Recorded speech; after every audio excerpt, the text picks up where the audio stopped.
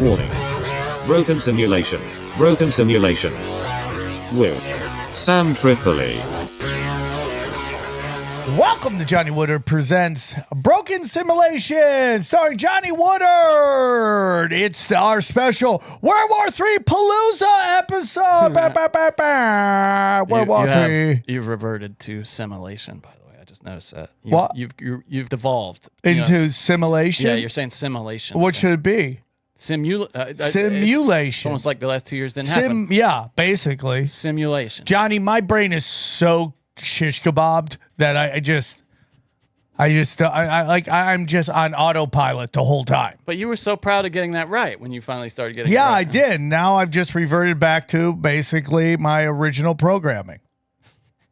Right? Had like a reboot at Factory the Apple Store? reboot. Yeah. That's Okay. what I'm back into. Johnny, how are ya? I'm good. I'm refreshed. Johnny, I had a nice I am weekend at the good. beach. I had a nice weekend at Pismo. I went to Pismo Beach. It was not too crowded because the weather's cool. Where's Pismo Beach? Just up Central Cal, kind of. We need to make Mid-Cal or something, dude. We need to start it's making. so funny you say that. I went to see Crowded House on Saturday. Yeah. And they were calling it Mid-Cal.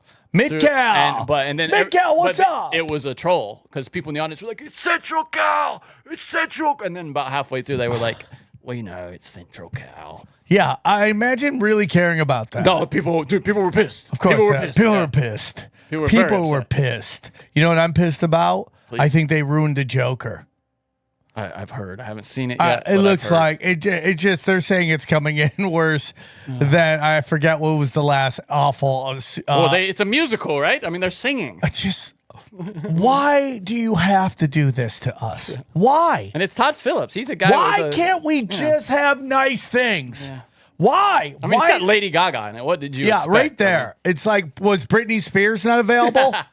That you know what? That might have actually been an interesting choice. Dude, I would have totally watched Britney Spears just bringing knives to the set. I'm not even dancing. joking. Like that's an that's that's Can you challenging your get her audience. to do her lines? The lines to get her to go to set, Yes. and then the lines on set. Yeah. You know, Johnny, do you believe in that pill, the unlimited pill? Yeah, what's it called? The substance. The Would you? substance. I Because they saw should that just trailer. give that to Britney Spears. She should just be mainlining that shit. We would all benefit from it. We would all benefit from really smart, focused Britney Spears. Like, we need her right now.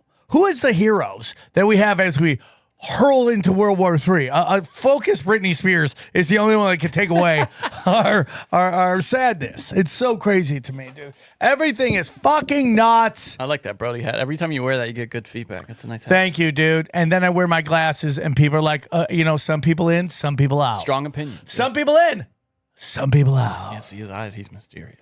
That's how I like to keep it, because my eyes are so old. Johnny, are we going to do a hot topic? Hot topic. Hot topics. If you're on social media, and if you're not, God bless you. You're doing the right thing. Please, I want that I'm so close. It's hard, though. It's hard. Dude, I really just want to drive an 18-wheeler and disappear. It'd be hard to do your job not being on social media. And I'm not even talking about the promo. I just mean being plugged in to talk about everything. I don't want to be plugged in. I don't want to talk about everything. Does anyone know how much an 18-wheeler driver gets paid? Hey, you make some good money doing it if you're willing to do the long And I'm hauls willing to haul drugs. I'll haul anything except for human trafficking. I'll do all of that. I can't haul any illegal children. That's it. We got some big human trafficking news later in the show. Oh, too. snaps. Local- Tune in local later. News, yeah. Local news. Tune in later. We call that a teaser. Teaser. So, yeah, if you're on social media, you know that Russell Brand is just going farther. It happened a while ago that you started to see his content on YouTube go more and more right-leaning. And this was after he kind of got canceled for whatever it was. Right. You know, kind of womanizing or Right, whatever you want to say. drugs and stuff. right. And he's just kind of gone further and further. And then maybe, what was it, 6 months ago or something, he became a Christian, evangelical Christian. Yeah, not just a Christian, evangelical. Yeah. Now he's lecturing you. Yeah, literally, Right? yeah. Lecturing you with his Kabbalist wristband on and all of his occult tattoos. Listen, here's the thing, dude. People change, right? And this seems to be the game that goes on. It's kind of like when a musician goes country. It's like, it's like, Post Malone, he just did it. Yeah. But it's so good, Post Malone, right? Post Malone country is the country we all need. It's not bad. It's not bad at all. Dude, I saw Dwight Yoakam last month or 2 months ago, and Post Malone showed up at the end and just started singing with him, and I was like, all right. Okay, but the songs are good too. That's what I'm saying. Yeah, his songs. I like Post Malone. I wonder. I go deep inside. Do you hate the face tattoos? I hope he's okay. Yeah, that's what do you mean? Well, just remember he was supposed to have had a mental breakdown last year, and then that's when he came out as country. Johnny, after that. let me tell you something. If you're not having a mental breakdown, I suspect you're having a mental breakdown. That's my opinion. Yeah, especially at that level. Like at this day and age where they're just twisting everything, right, all the time, like constantly. It's like being on a medieval torture rack, just being stretched out. Yeah, constantly. So, It's like Lady Gaga's in the Joker. Tim Waltz is lying in debates. World War III. Turn. Did you hear Tim Waltz say that he has been out there making friends with school shooters? Oh yeah. I mean, which totally lines up, right? Like, it's like, is that everyone's like, he meant victims. Really? No, really? That's how he said. He said, I've been doing the research. I've made friends with school shooters. Yeah, he's just like pen paling it. In college, I knew a guy that went and interviewed serial killers, and I'm like, why? And it's like, because he thinks it's edgy, right? Like, he's doing the research. Yeah, let me talk to the killers. Let me get in their heads. And it's always, my mom made me dress like a girl, and I wanted to see the world burn. There you go. That's your book. I'm going to put out a book about serial killers. It's going to be 1 page. My mother made me wear a dress to school. The rest of the world paid for this decision. End of story. There we go. Yeah. No, totally. Yeah. Right? So, yeah, and I agree with what you say. Russell Brand, if it's a genuine conversion, it's totally valid for him to want to share that with people. Now, some people could say that is my journey as well.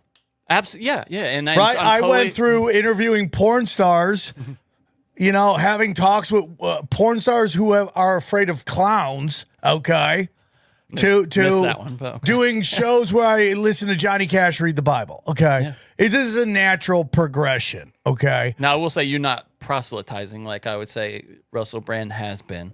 But and so where we land now is a couple of videos came out this week. One, and he looks. I mean, like the guy looks like he's trying to be Jesus, right? Like even early on, he's always looked that way. He's he always had like, hey, it's goth Jesus, everybody. Have you ever seen how he looked when he was young though? Like, it's clear that he kind of created an image for himself. Well, he hired an image person. I mean, that's. Whenever anybody takes that picture, what? What? Chunky cheeks? Yeah. Oh my God. Well, you know what, dude? Look at that hairline. He's always had a good hairline. There he is again. I mean, yeah, he looks cool there, but he's just kind of a nerdy guy. Yeah. And so, I mean, I respect if you've changed yourself, made yourself. You grow as a person, and especially when you've gone through so much action in your life, drugs and sex. Yeah, he did the whole and you spectrum. Get to at the end of it, you're like, oh, that meant nothing. Empty. Yeah. Zero. There is no cash and prizes at the end of this. That's one of those lessons, though, that you always have to learn for yourself. Nobody telling you that sex, drugs, and rock and roll is empty will ever work. You just have to go through who am I talking about? Am I talking about Russell Peterson? I'm talking about Deion Sanders. Like, they all do it. Russell Brand. And you watch them. Deion Sanders, same thing. You said Russell Peters. Russell Brand, excuse me. You watch Deion Sanders, he's doing the exact same thing. He's running through women with it when he was Deion. Yeah. And now he's just like, I got the Lord in my life. Because you realize it means nothing. And I was telling people before, it's like, you really got to understand that sex is sex magic. It's sex magic, dog. And sometimes you get it, sometimes you don't. The energy, you mean? It's going somewhere. Yes, right? It's going somewhere. You're giving somebody your loosh. Yeah, we just talked about it this week. So this video comes out this week of him at an event, closing an event with the Lord's Prayer with Jordan Peterson, another guy that people have mixed emotions about. I've heard people saying like, look at this benzo addict pretending to pray. Now, that to me is irrelevant completely. The fact that he had an addiction is completely irrelevant to the legitimacy of whatever faith kind of issue he's having here. Right. Like, that's unrelated. People can come from the worst places to be legitimate. Jordan Peterson, we lost Jordan Peterson on October 7th, okay? We lost him. He lost a lot of what he's a Zionist, yeah. Yeah, well, he completely, here's this guy battling censorship in Canada. Then he turns around and begs for censorship. That's why people don't care about the benzos. I mean, they really don't. No, I've seen a lot of like from our side. That's brought up because they know it irritates him. That's why they say it. They're just looking for something that gets under your skin. The people I'm seeing it though are like the Christians who are saying like, look at this. He's an addict. I mean, he's not a real Christian. Yeah, I mean, that's not a real Christian. Yeah, I agree. I totally agree. Yeah. This suit looks weird. It looks like that person who is like way too much into either a particular athlete, right? Like I have all of his jerseys on at one time. Yeah. Well, have you heard there's a story with that suit? Was it bringing people together? No, it's a heaven and hell suit is what it is. It's kind of half and half. Is the idea there? He has a suit maker who made him a bunch of suits. He told the story on Rogan, and that's his I believe his heaven and hell suit. It's representing the kind of the duality. And of it's life. red and blue, which fits into all this bullshit, dude. Yeah, I don't know, man. So here, we'll just play the clip real quick because you can judge by listening if you think it's sincere. I mean, Jordan Peterson has this kind of pained look on his face of like you can say false sincerity. I don't know. Have a listen here. For new voluntary unity, not imposed top-down unity, Lord. Lord, I ask that we be brought together in these principles under your name. I pray for America, and if I have your permission, ladies and gentlemen, we'll end with the Lord's Prayer. Just do the version that you know. Our Father, who art in heaven, hallowed be thy name. Thy kingdom come, thy will be done, on earth as it is in heaven. Give us this day our daily bread, and forgive us our trespasses, as we forgive those who trespass against us. And lead us not into temptation, but deliver us from evil. For thine is the kingdom, the power, and the glory, forever and ever. Amen. Hallelujah! Thanks, Dr. Peterson. Thanks, Brother Weinstein. Thanks, everyone engaged. Now, what was this at? It was some kind of live event that had like Brett Weinstein there. I think he just. Oh yeah, this is where they're getting everybody together from the alt media, and then, of course, the people, the gatekeepers. Yeah, of course, the people earlier, lower down the totem pole are like, this is all the controlled opposition. Yeah, exactly. It's like I had a discussion with a friend of mine. We'll release it on Patreon. Jamie Kennedy, who's great. He thinks Hawk Tuohy girl is a controlled op. I would totally believe that. I'm not against it. I'm not saying it's not possible, but you can't really call it out until they start using them, right? Like, if the Hawk Tuohy girl starts going into like, Israelis have the right to defend themselves. Okay, now you're controlled opposition. Yeah, or it could just be a distraction from more important issues. I mean, that's damaging in and of itself. Yeah, I guess so. I mean, I think everything is a distraction at this point, outside of what's really going on out there. No, fair enough. Yeah. And so I don't know who is the distraction, who is not the distraction, who is successful, who is not successful. I mean, both of these guys, okay, have the energy that people are drawn to. I call it the Elvis effect. Yes. Not everybody has it. Magnetic, yeah. Right? It's just the truth. Not everybody has it. And you could work your ass off. You just don't have that thing that draws people in. Charisma. Doesn't mean you're not talented, but it's just there's energy. And some people, it's the Elvis factor. And it used to be called the Hitler factor until he did his little genocide. And then we'll call it the Hitler factor. No, it used to be. He did a genocide. John, on this show, it's called the Hitler factor, okay? You can't deny the man's charisma. The guy, I guess he was charismatic, dog. Yeah, no, he was. Of course he was. What they say. You can't deny it. I mean, we can see the speeches. Deny it. I deny a lot of Have stuff. you ever heard the speeches of him in English that are going viral on TikTok? Yeah, and everyone's like losing. It's so funny. But he sounds like this AI that's converting them to English makes him sound. I mean, you get it when you hear him in English. You're really charismatic when AI makes you sound good, right? Yeah, of course. Yeah, yeah. But it's the guy that the voice that they use for is this kind of vaguely English accent that they have. They don't have him. If they had him speaking English in a German accent, I think it would be off-putting. But they have it in this vaguely English accent. Let me show you. Hitler AI English. Yet in these empires, there are not 10 people to the square kilometer, while Germany, with her 135 inhabitants to the square kilometer, is supposed to have room for them.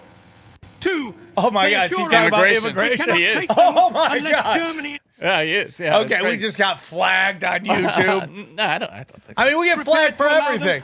Imagine, dude, if we didn't get flagged for Hitler, they're like, listen, hey, you can't talk about this. Okay, let the Hitler stuff go. I like finding out what flag was. Right? Like, I'm actually re-uploading that last episode without the F-double-G word. Unbelievable. To see if they still get us. To bring with them as immigrants. For hundreds of years, Germany was good enough to receive these elements, although they possessed nothing except infectious political and physical diseases. What they possess today, they have by a very large extent gained at the cost of the less astute German nation by the most reprehensible manipulations. Today, we are merely paying this people what it deserves. When the German nation was, thanks to the inflation instigated and carried through by Jews. Okay, stop. Yeah, I mean, stop. there it is. You're gonna flip me right now. You're gonna give me flipping real quick. I'm gonna start riding Hitler's dick if you keep that going. That's what I'm saying. Did you hear it? And you get it. Like, you get what won over an entire country in a whirlwind. I mean, and it's so crazy because, you know, Trump is saying this, but in a whole different way. And he's just basically playing into giving them what they want. And that's why. who's them there? Who's the them? The left, the progressives. Oh, I see. Okay. He's giving them a reason because presentation's everything to them. Because they don't need to worry about real world consequences. So they can get, oh, look at that. Oh, look, he said it mean, right? Hey, so it's Johnny again, about to publish the episode. It's 5 a.m. 5 a.m. Jeez, I gotta go to sleep. You helped us out a ton last week. Those of you who left reviews and downloaded the episode, it boosted us in the rankings. We really noticed it. If you could do it again this week, we'd appreciate it. If you haven't done it yet, it really helps. Eventually, as a way of saying thank you, I will publish this video file I've been collecting. It's called Sam Boners, and it's just Sam screwing up ads. It's long. I'd have to edit it down some, but yeah, I'll do that eventually. Maybe if you can get us up to 150 in the rankings, then I'll do it. So please do us a favor, do yourselves a favor, and leave Broken Sam a review on whatever app you're in. And yeah, that's about it. Thanks for listening, as always. We'll get into Skankfest after this. Let's finish this Skank. This went around, this video of him recently baptizing a guy, and they're talking about how he lacks humility and that this might be some kind of satanic thing because he's just in his tidy whities getting baptized. Or baptizing. Listen, dude, I don't trust anybody anybody under 70 that wears tidy whities anywhere they know they're going to be in front of people. Yeah. I don't trust you. Weird, I don't trust you. You have way too much faith in your beehole. Sorry about that, dude. Sorry about that. No, like you're presenting your junk to us. This is the ego, right? Yeah. Like the other guys, Completely. like I'm just going to wear these boxer briefs and be a tinier version of you. Yeah. Now here's this guy's in some scuba gear. Yeah, like, how deep does this guy think he's going? And here's his explanation. Who's still buying tidy whities, man? Yeah, my dad. That's it. Yeah, my dad's worn them his entire life. I mean, like, dude, why are you going with white tidy whities? At some point, someone goes, "Hey, man, we can make these in black, and then you don't have to worry about anything." And I can tell you from firsthand experience, having seen the laundry my entire life. It's a problem. Having white tidy whities. Yeah. It's ridiculous. My poor mother has had to deal with that her entire life. Here we go. This is his explanation for the photo. I suppose looking at it now, it does look a bit immodest, me doing a baptism in underpants like that. But the truth is, I took off my clothes and my underpants is all I'm wearing underneath my clothes. That's what I'm wearing right now. It wasn't a planned photo shoot. Some of my Now, if you look, he's got like 4 crosses on and a weird chain there with a weird symbol on it. I mean, he's just it's got all the hallmarks of a character, superficial conversion. A character. Playing a character. Exactly. Yeah. took photos for their friend, actually, Evan, who's getting baptised. Peace out, brother Evan, along with Joe, the Church of the Two Swans. Anyway, some people thought it was... I don't know what that is, Church of the Two Swans. He's quick. He's so quick, though, by the way, Russell Brand. He's fucking quick. Oh, dude, I got stories of quick this weekend. Okay. A little immodest and me showing off, judging from the comments. You know, I read the comments below. But what I'd say is this. I am a little bit of a show-off. The Lord made me a little bit of a show-off, but it is for him that I am showing off. See, that's now, weird, man. Not for me. And check out this passage from Philippians. Anybody who's been to church knows it's not Philippines, it's Philippians. preach Christ out of envy and rivalry, but others out of goodwill. The latter do so out of love, knowing that I am put here for the defense of the gospel. The former preach Christ out of selfish ambition, not sincerely, supposing they can stir up for trouble for me while I'm in chains. That's Paul, Apostle Paul's writing this while he's all banged up and chained up. But what does it matter? The important thing is that in every way, whether from false motives or true, Christ is preached. And because of this, I rejoice. I think that is so beautiful because, you know, I'm a person that's come out of the entertainment industry. I'm so grateful I've been saved, chosen, that he has found me. But I still got the attributes of a show-off. I suppose if I didn't have, I wouldn't even post a thing like that. But the reason I'm in them underpants, because them's my underpants. And the reason I'm doing that baptism, because I love Jesus. Praise Jesus Christ. Let me know in the comments what you think, particularly about Philippians. As long as we are directing people towards our Lord and Savior, how can we fail? See, that it just hits me. It's hitting me hollow. You know what I mean? And I don't know if this is genuine. God, I pray that something happens that convinces me. I don't know, dude. I don't trust anybody who wears hairspray. Got to be honest with you, dude. Any guy yelling about hairspray with hairspray, I don't know, man. You know, it's just like. And then that was him at the Bible Museum doing like promo for the Bible Museum in DC. It was just, he's just gone all. He taught me through the Dead Sea Scrolls. I've learned a new word, codices. That precedes the word book, means a book. I've learned that it was a technological breakthrough akin to Steve Jobs' touch screen. Not really anything, but it's just, I don't know, the whole thing just. Well, that's why you got to be wary of it. The thing, I go, what is the play here? Well, get everybody behind him.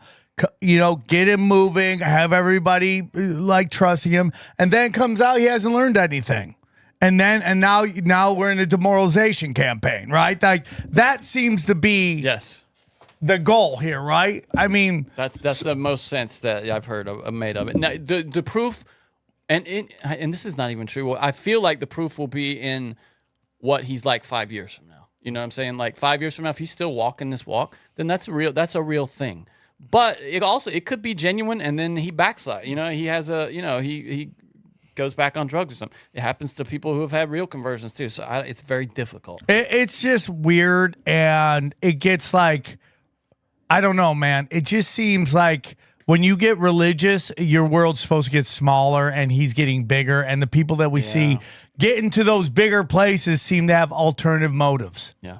Right? Anyway, I just wanted to bring that up. Thought it was kind of interesting. It's interesting to me because when you will see, like, let's say, like a hooker or a porn star or any of those people who like suddenly find Jesus, they revert back to their their factory like programming, meaning they get rid of all the flash, right? Like they get rid of all the gosh stuff. He doesn't do any of that. He's still like flashy and kind stuff. of having his cake and eating it too. It's right? like, yeah. So I don't know what the answer is. I'm not looking to Richard Brand to save anything for me. If you're waiting for this guy to give you some kind of truth, you're setting yourself up. That's it. Yeah. And that goes to anybody, including the two guys on the show. If you're looking to us for some kind of truth, I wouldn't do it. We are searching as well.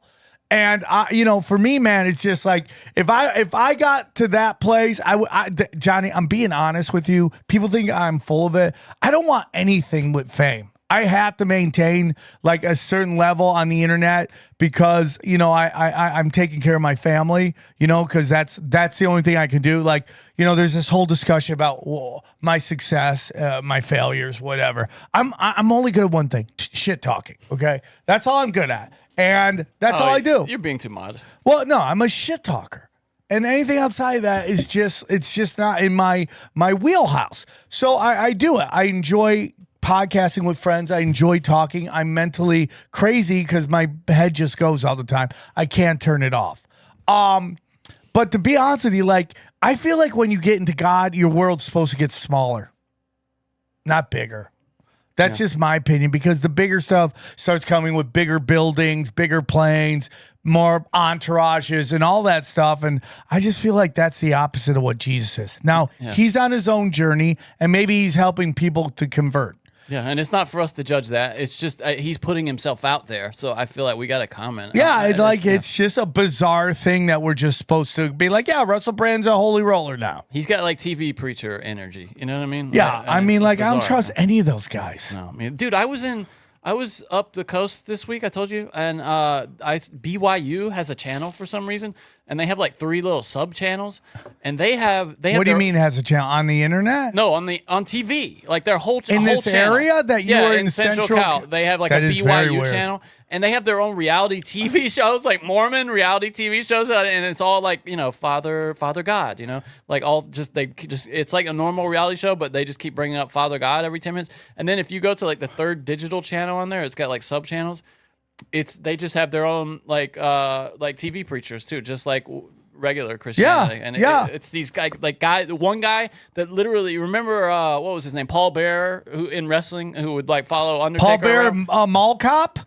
No, that's Paul Blart. Remember Paul Bearer that used to follow around the Undertaker and he'd hold that urn? Yeah. He looked just like that, dude. Oh, really? Just like that. Thick neck.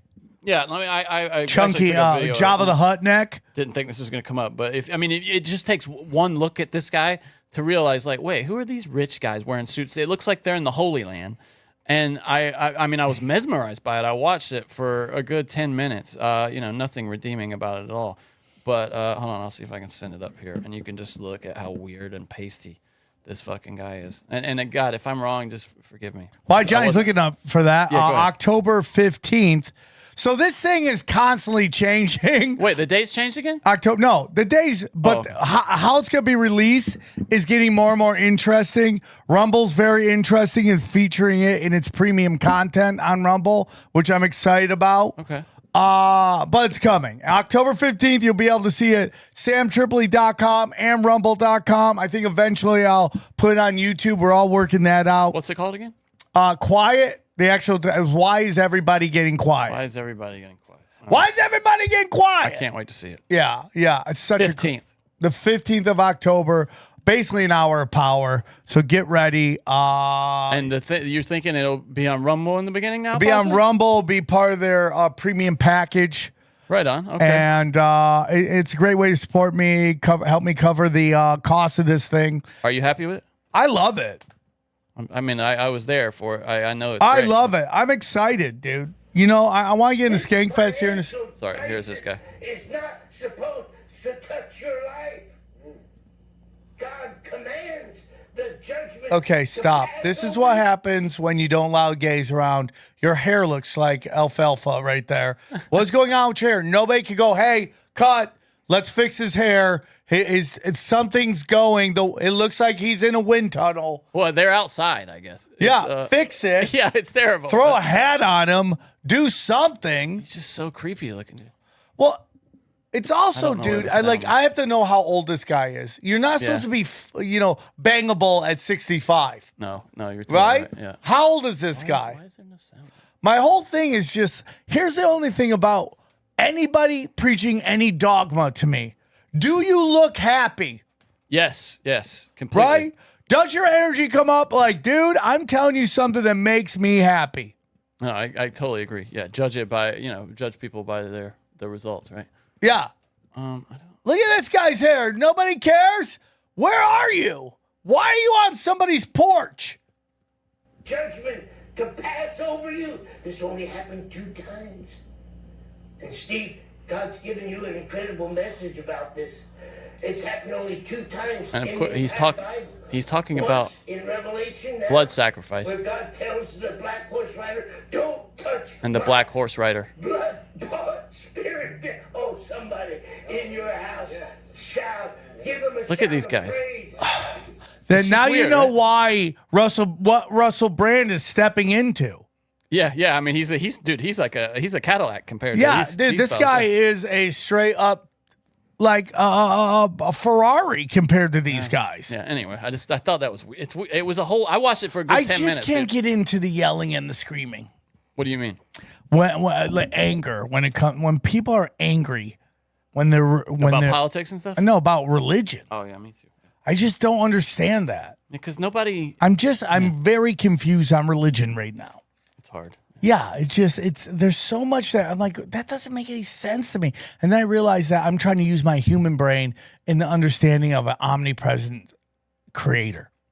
Well, you also, the thing that has kind of, many of my questions were about like, how could a God allow certain things to happen? And one of the things that kind of got me there was like to where I could at least forget about the question was that at some point, every possible future was laid out, kind of like Doctor Strange, where he's like one, and this is just the best possible reality that there could be, given all. Are the you factors. sure it's the best one? I mean, given all the factors and free will for humanity, this is as good as it gets for us. So, I mean, the future, I think things get better because there's going to be a new heaven and a new earth, but.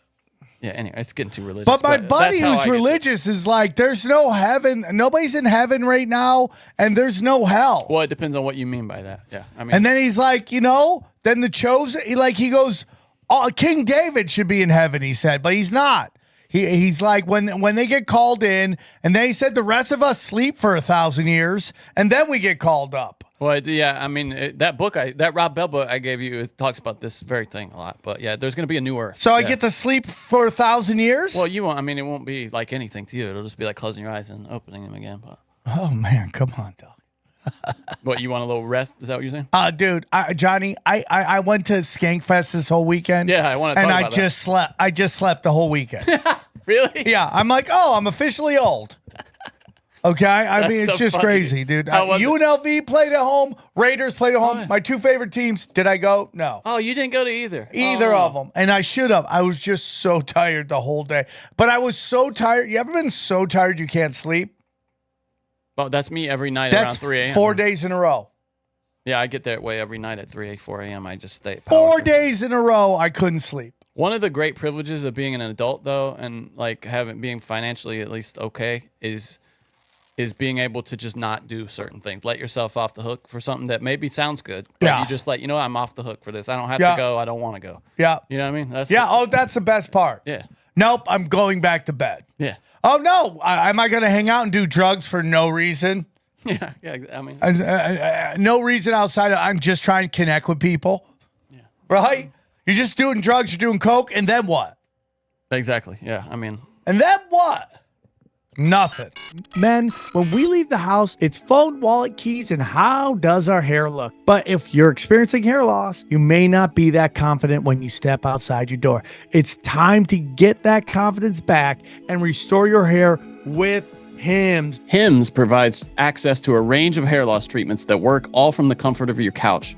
Hims makes treating hair loss simple with doctor-trusted treatment options and clinically proven ingredients like finasteride and minoxidil that can regrow hair in as little as 3 to 6 months. They offer personalized, chewable, oral, spray, and serum treatment options so you can find what works best for you. The process is simple and 100% online. Just answer a few questions and a medical provider will determine the treatment that's right for you.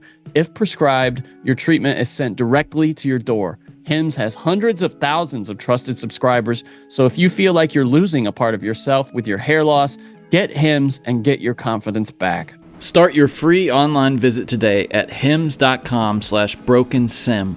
That's HIMS.com/brokensim for your personalized hair loss treatment options. hims.com/brokensim. Results vary based on studies of topical and oral minoxidil. Prescription products require an online consultation with a healthcare provider who will determine if a prescription is appropriate. Restrictions apply. See website for full details and important safety information.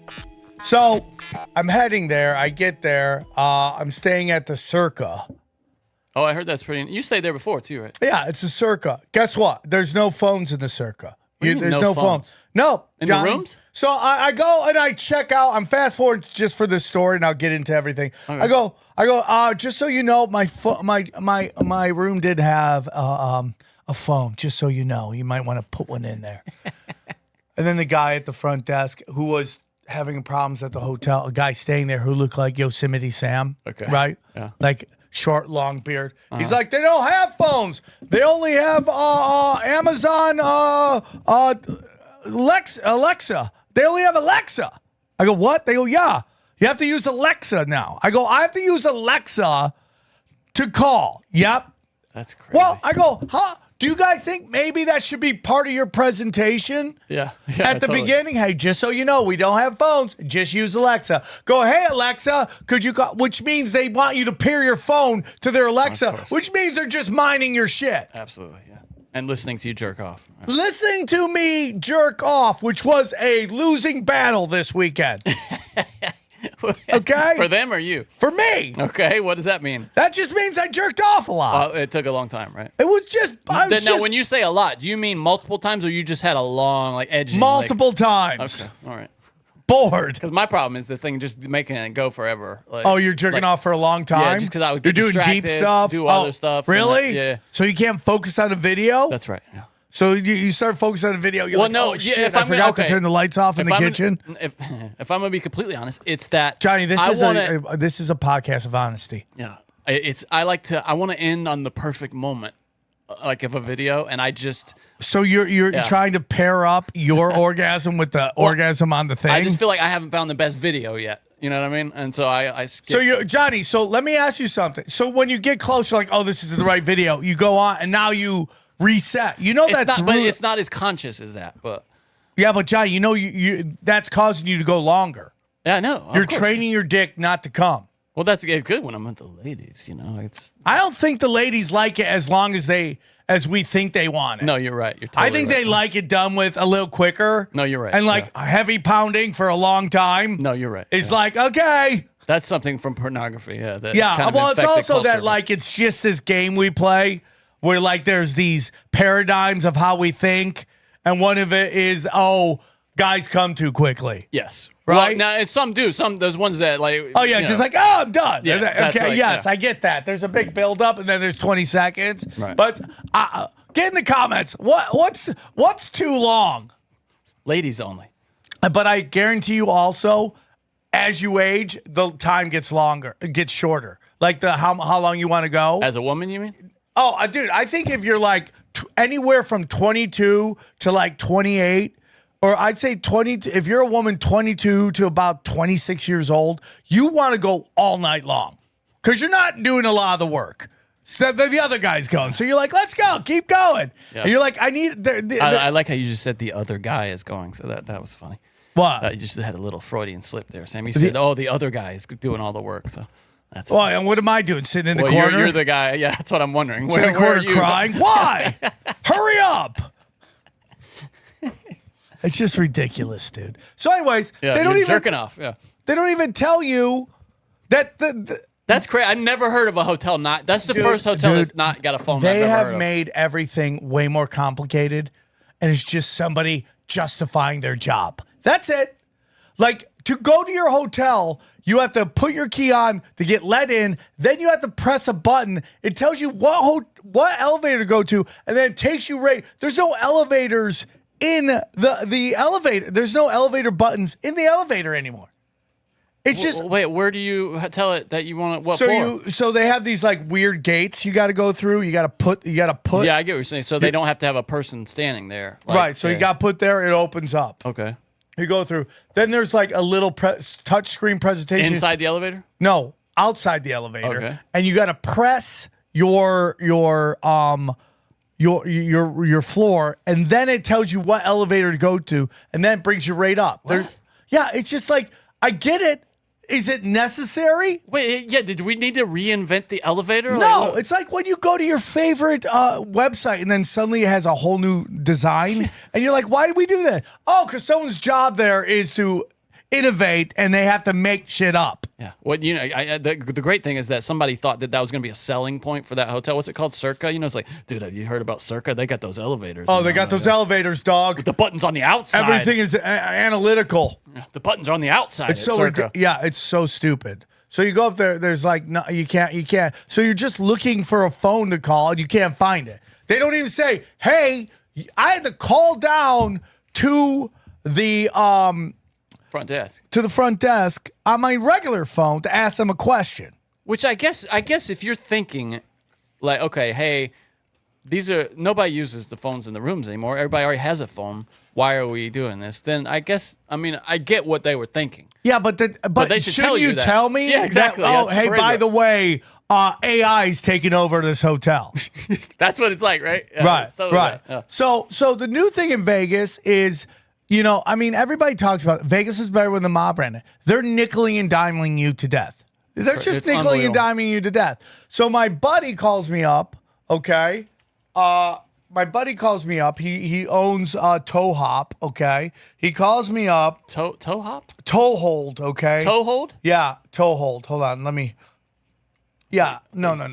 Okay. Toad hop? Is that what you're No, talking Toe Hold. AG. You said toe AG, hop. who's a Freemason, about? Okay. okay, calls me up. He's like, "Hey, dude, do you want to come to dinner with me tonight at Caesar's Palace? It's my buddy's birthday. We're celebrating. I'm taking him out. You want to join us?" I'm like, "I love AG. That's his name? Yeah, AG's his name. He owns Toe Hold Sandals. Look it up. Toe Hold Toe Sandals. hold sandals. Yes, and he's a great guy, and he is a Freemason. Good for him. Yeah. So Did he try doing weird handshakes or anything? no. So he calls me up. He's like, "Meet me over there." I'm like, "Okay, I'll meet you there."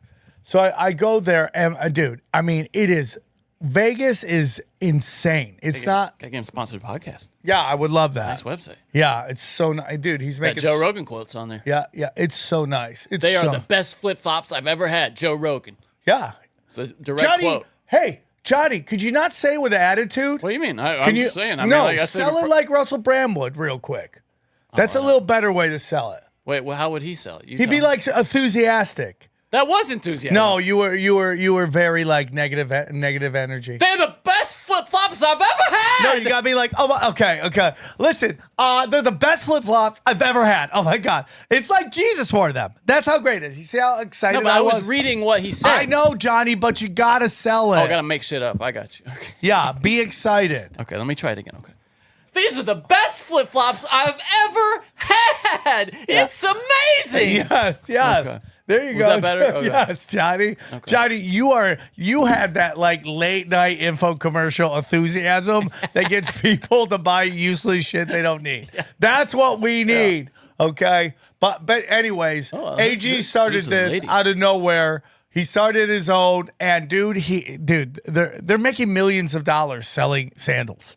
They sell wallets too. Nice. Yeah, they sell what's that, everything, like, dude. Snakeskin wallets. Nice. So he invites me. I love it. I show up there. Traffic is nuts. Okay, Vegas has gone crazy. You try to get in this? Are they really that expensive? Yes, dude. $7,000? Yeah, dude. Wow. Yeah. Well, these are $1,000. But Yeah. these Himalayan crocodile sandals are flip Is flops. that real elephant? Gray elephant. Damn, I dude. don't know, man. Damn, dude. What's that? Praying mantis? Black Green? why? What's that? Trans clown? These are $7.95. Those are the affordable ones. Those are nice. Okay, They must be. Johnny. So I go there. Good luck trying to find how to get into Caesar's Palace. It is chaos. It is an ecosystem like I've never seen before.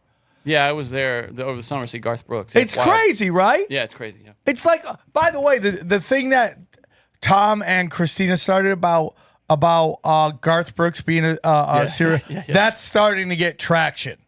Yeah. Oh, for Have you sure, seen yeah. that? People, It's everywhere, yeah. They thought it was they made it a joke, but is there something to it? Yeah. Where are the bodies? Right? Apparently, he hates that. By the way, Garth Brooks. Oh, you don't think so? The corporate guy hates that people are calling him a serial killer. The only person who's ever used that as a selling point is Ted Cruz. Ted Cruz is the only one who marks himself as possibly being a serial killer, He's okay just to with make that. himself more likable. Yeah, that's the most likable thing about him. Right? It's so crazy to me. So I go there, Johnny, and I'm trying to find, because, dude, they're just funneling you into valet. That's all they want you to do, so they can charge you. I hate valeting. Yeah. Right? So I finally find it. Johnny, do you know how, if you want to sell park for, let's say, just an hour, maybe 2, I'll give you 2 hours. Guess how much Caesar Palace costs you? Guess how much it charges you, excuse me. $30 or something. $25. Yeah, that's about right. Yeah. What are It's you crazy. doing? I stopped. I used to rent a car when we go there. Now I don't anymore. I just let somebody drive because it's not. They rip you off so much. Yeah. So this is it. So I go eat with these guys. AG's a good guy. It's all his jiu-jitsu friends, his striking friends. They're all 10th Planet guys. I'm a 10th Planet guy. They're all killer black belts. I will get into my weekend with jiu-jitsu. Okay. So anyways, we're hanging out. It's a good time. Everybody's talking. They're discussing Shane Gillis and Skankfest with me. They all hate political correctness. It's so weird. Everyone hates political correctness, but they can't say anything about it because they don't want to get in trouble at work, which is the whole part of the plan. Completely. So, anyways, I ordered. I mean, dude. I mean, he paid for everything. I hate making people pay for my food. I hate it. Yeah, I like to pay. Yeah. I bought everybody dinner the whole weekend. Like the whole weekend, I'm just buying because I'm old school like that. We fight over the check. That's how we do it. You guess how many people fought me for the check? Zero fought me for the check. But I do it because I love them. Wait, they invited you. The guy who sells $7,500. No. He paid for everything. Oh, okay. Make no illusions of that. Okay, I was about to say. I was just telling you I don't like that because I like to pay. I like to pay. But I ordered a lot of food. I felt very bad. He's like, no, dude, go for it. Oh, that's good. Good for him. He's a great guy. He's a great guy. Nobody fought you. I was worried. No. And dude, I'm joking. Right on. Okay. About nobody fighting for it. I saw some friends that I hadn't seen in a while, like from my recovery group. Gladly bought it. Anyway. Oh, I see. Okay. Somebody else. I was joking. I know that some of them listen to podcasts. It's a joke. Okay. I'm going to get a text about 2 hours after the show. Hey, could you take Nope. You won't have to. Anyways. So, Johnny, I'm going back. I have to do my set because I had a bunch of sets at Skankfest. How many did you do? Well, they booked me for 6. 6? 6 sets. Wow. But I ended up doing like 1,000. More than 6? Oh, yeah. That's crazy. When's the last time you went up that much in a weekend? It was exhausting. I'm going to be honest with you. The hardest part is coming up with new material to do for these people because the same people come to every show. Oh, I didn't even think about that. So you got to like keep mixing it up, and I'll get into what I learned, and I'm gonna get into that in a few. But so I'm like I don't mind. Like, dude, he's paying for everything. I feel like a bitch, but okay. And I go. Hey, I'm not bitching, but did you guys know it's $25 to park here? And they go, yeah, but we're local, so we get in for free, right? Which is like, how's that work? Okay, because they scan their driver's license. We'll get into that, okay? We'll get into that. But, so I'm like, okay, I used to be a resident. I'm not anymore. Granted, it was only like for 6 years, but. So anyways, I'm like, I got to run to my set. I love you guys. I got to go. We run off, and it's so funny because everybody in 10th Planet all know each other. Like, it doesn't matter where they're from. You'd be like, oh, yeah, I trained this guy. Like, boom, boom, boom. They tell them what school. They know exactly who owns that school and how they're doing. It's like crazy to me. So anyways, I'm about to go pay. I'm about to run off. I have to figure out how to get out of here, dude. It's in the Caesars Palace Mall, which was one of my last jobs when I worked in Vegas. I worked in, did I already tell you? The Forum, you mean? Yeah, the Forums at Caesars Palace. Nice, I worked there at Boogie's Diner. And did I ever tell you about Boogie's Diner? That half of it was a diner, half of it was high-end clothing. No. And it was just the most gorgeous models working there. I bet so. And they would just talk to me all the time. And then what they didn't eat, I would go in the back and eat. Did, yeah, you said that. Yeah, right? Yeah. And they're like, oh my God, you're eating that? Dude, they were eating that. I go, I would eat their assholes. Do you think I care what they put in their mouth? It's disgusting. Yeah. I mean, that's who I am. Okay? So anyways. Fucking animal. Dude, I invented ass eating. I don't care what anybody says. Nobody's debating you for the right to say they invented ass eating. I'm just telling you, if you can find someone who can prove they ate ass before 1978, I bet you the Greeks were getting down in the butt. I bet you they were too. But you know, it's lost and then it's brought back. There's a reason Tom Hanks moved there. Okay, yeah, for sure. It's so funny. Dylan on Conspiracy Social Club is just starting to go down these fucking holes, these rabbit holes. Yeah, he's really? starting to flip over. It's so great, dude. You're gonna break him too. Oh yeah, for sure. I don't know if I should make this announcement on the show because go ahead. It's not set, but I think Kellen might want to come back to the show. Oh really? The streets are talking. Breaking news, everybody. I don't know if we should announce that. That might be the call for. No, the call after the show. We might be having Callum back. We don't know yet. We don't know. We'll see. We'll see. Unconfirmed reports. Unconfirmed reports from anonymous sources. Right? Off the record on deep background. Deep in breaking news. So I go to pay for this. I gotta make sure we have enough time because I have a short leash here today. Okay. So I get done. I thank everybody. I walk off. I go to pay and I'm fucking hating this, right? That I'm going to have to pay $25 after I was with somebody who just spent a gazillion dollars on food. I'm going to pay $25 for parking. Okay? That's the principle. It's absolutely ridiculous. Okay? The mob would never have done this except for these freaking Terminator corporations. So I go pay. Suddenly this guy in a COVID mask goes, "Hey, I can help you out." I go, "What?" He goes, "I'll take care of the $25 if you just give me whatever cash you got." I go, "What are you talking about?" He goes, "Put your ticket in." Put it in, take it out. He goes, "Watch." He puts his player card in, takes it out. He goes, "Now put your card in." Boom. "No money owed." I go, "What?" He goes, "Yeah." "What do you got?" I go, "I got $10 cash." Deal. Handed him $10 cash. What a racket, dude. That guy was just cleaning up, wasn't he? Bro, because he's a gambler there. And if you get a card that says you play there, you get free parking. I bet he just stands there and just makes thousands of dollars. Yeah, and he just looks around to make sure nobody's watching. Bang. $20. So then I started walking, and then he had to tell me the way to go. "No, dude, you want to go that way." Can I just say what you just discovered there is the perfect metaphor for crony capitalism. That's exactly the metaphor for the government. It's what you got all these people, these middlemen that work in the government, just getting their cut. That's the perfect metaphor for what's going. Everything. Or is wrong is he with the black government. market? Is he the black market? No, I don't think he's black market, see, because he's the intermediary between you and the government, and he's kind of. I can't believe it, and he just walks off quickly with his COVID mask on, which is the only time I will ever interact with someone wearing a COVID mask happily is when he's helping me not pay $25 for parking. Not all heroes wear capes. They do wear masks. Some wear COVID masks, not for the right reasons. So that's it. So I go back, right? And it's a really great show. I'm going to be honest with you. Skankfest. So this is what happens. Every year, right around Skankfest, I start hating comedy. I start not wanting to do it anymore. I want to quit comedy. Yeah, I remember. I heard it all about every it year. 2 weeks Every ago. year. Yeah. It's like, I don't know how much longer I want to do this. And then I go to Skankfest and I realize that there is great comedy out there. So I go there. My first show, I'm closing out. They keep adding comics to the show. They want me to close it out. I'm like, okay, fine. Nice. Yeah, it's fine. So I go there, dude.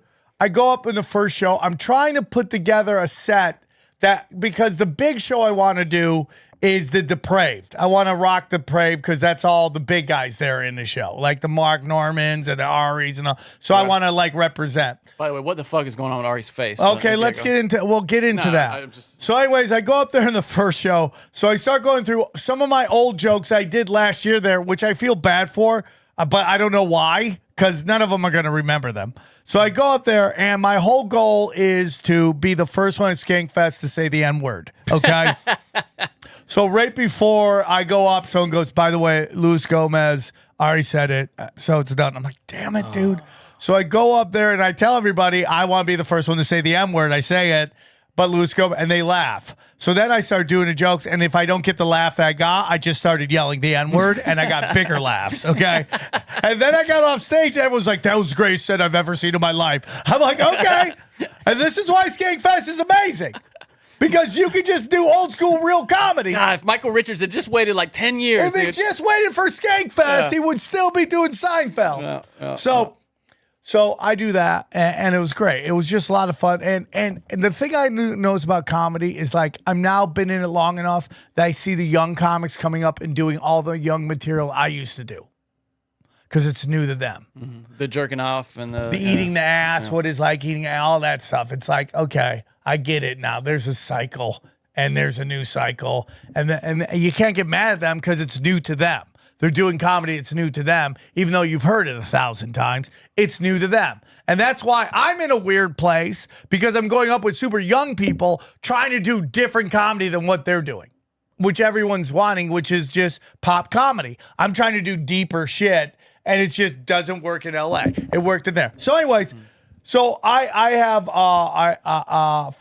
get in Thursday night. I have my first show is this. I forget what the name of the show was. I closed it out, dropped 1,000 N-bombs, crushed. People loved it. I go, and now it's time to do the Depraved. Well, the Depraved goes long because they did a secret show, and the secret show was Kill Tony.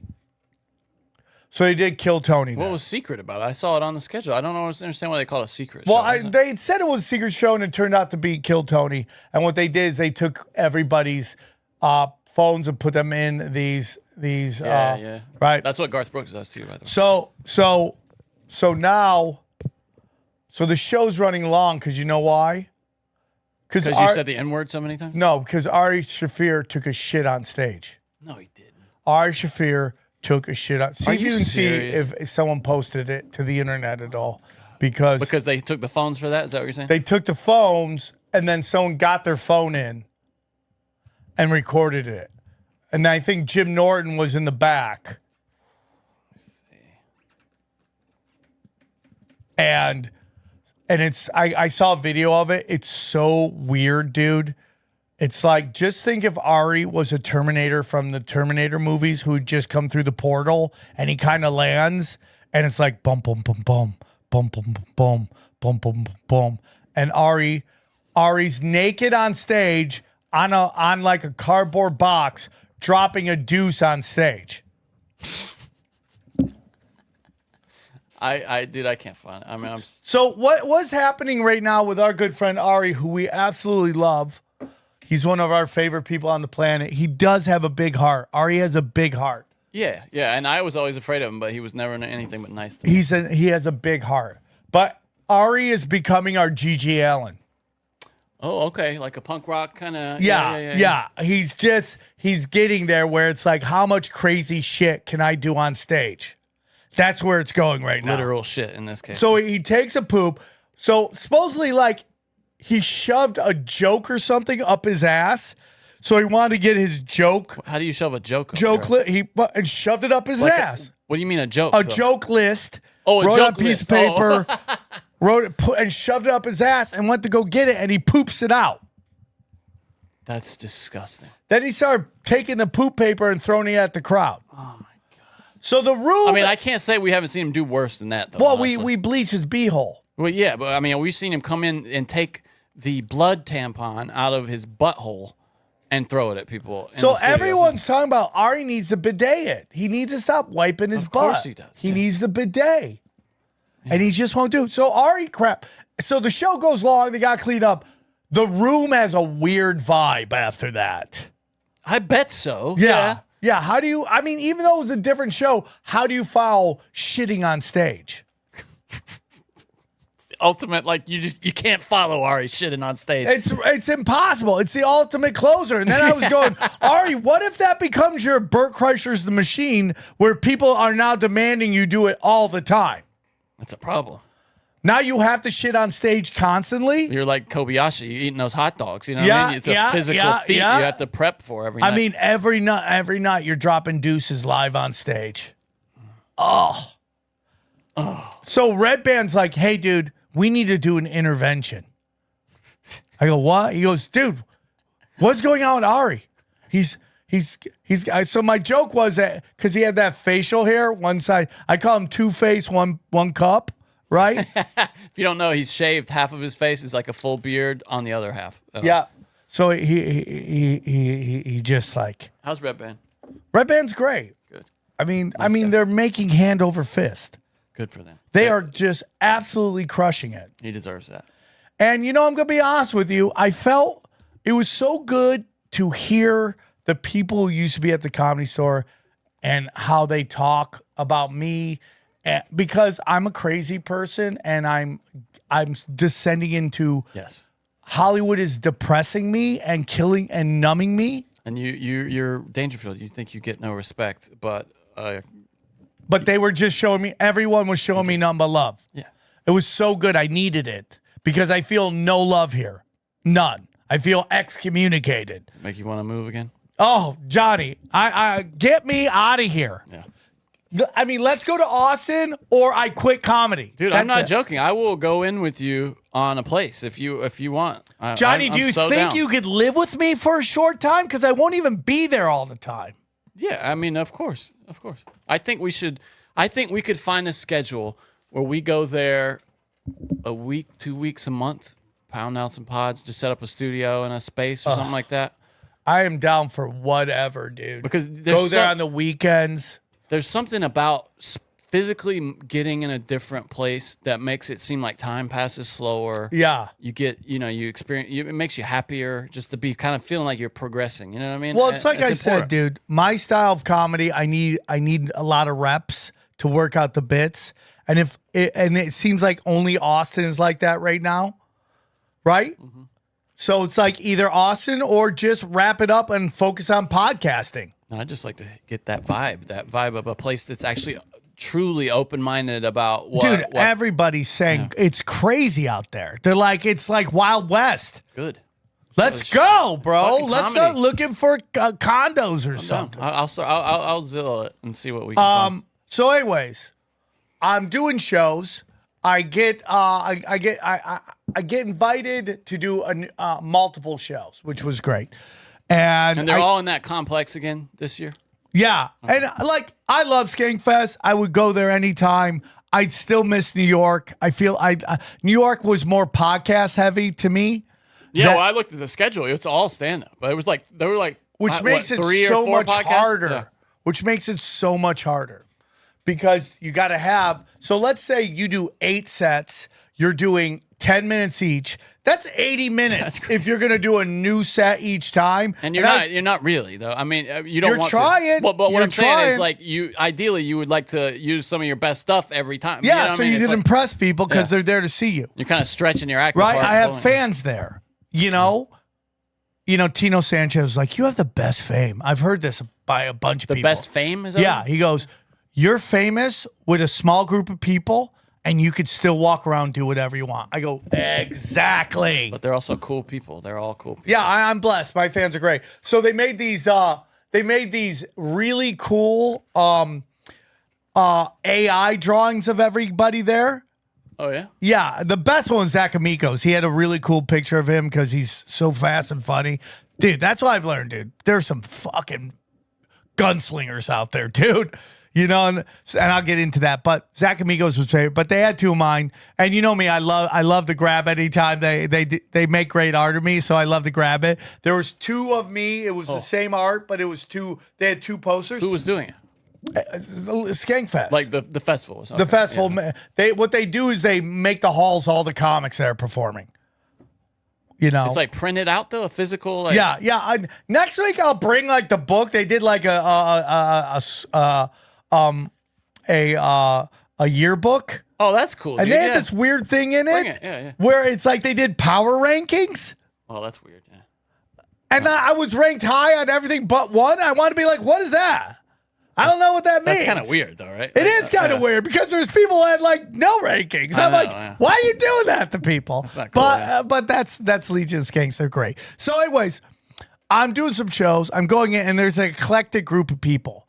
I walk in and I'm saying this with love. I walk in and Morgan Murphy's there. Okay. Yeah. And Morgan Murphy is a wonderful comic, beautiful woman. I love her. I've always loved her. She has kind of been able to be very successful in stand-up and in writing. She's a 5-tool player. She's very entertaining. Well, I walk up, and like listen, I would consider her a friend. We never hung out, right? Like unless we were doing shows. But I would consider her a friend. So she shows up. I go, she's in the show. We're all hanging out, and then out of nowhere she goes, and yeah, Sam, I can't stand your WNBA takes. I'm like, what? Is she hearing that, first of all? Okay, because she's following me on Twitter. Oh, okay. She's hating my WNBA takes. Now, here's the problem. Every time I do a show with her, she's laying into me about my WNBA takes. Okay. Every time, which was twice. But it's like a big, like, it's a scene. She's in the middle of the hallway explaining to me why I'm an idiot because I don't understand the WNBA. And I love Morgan Murphy. I don't feel like I have a take because I don't care. Nobody, who cares about the WNBA? And so she starts yelling at me that I'm buying into the media's narrative about that's what's the dumbest thing I've ever heard. Yeah. Well, we don't want to say that. Morgan Murphy's amazing. I'm sure she's a great person, but that's a dumb take. But it's the just like mainstream I media, go. You know that's how they're marketing it, right? And she goes, "Yes, that's my point." I go, but you understand that's what's getting people to tune in. They're trying to recreate Magic Johnson versus Larry Bird. That's what they're doing, and they're playing the white versus black. That's what they're doing, and they don't care how it comes off as long as you buy into it. But she is laying into me every time I see her. Sam, you and your takes. I go, Morgan, what am I saying that's not right? Oh, dude, you're just falling for me. I go, ESPN is selling us this. This is what they're selling. They have the rights to the league. This is how they're selling it's it. the only reason anybody's watching that shit at all. Yeah, and she's totally right. They're highlighting certain, what was it called? P-dotting? P-dotting? Yeah. That's what they're doing. They're P-dotting everything. They're creating a narrative based on limited data. So they're cherry picking their data. No, it's what is it? P hacking, right? P-hacking, something like that. Yeah, and she's like, it's not like that. As somebody's been watching WNBA basketball forever, I go, God bless you. God bless you.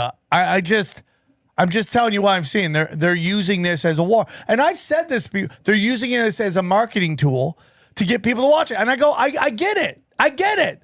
But like, dude, I've even said this was a regular thing in the 80s and 90s of the NBA, getting knocked down. It's a part of basketball. Okay?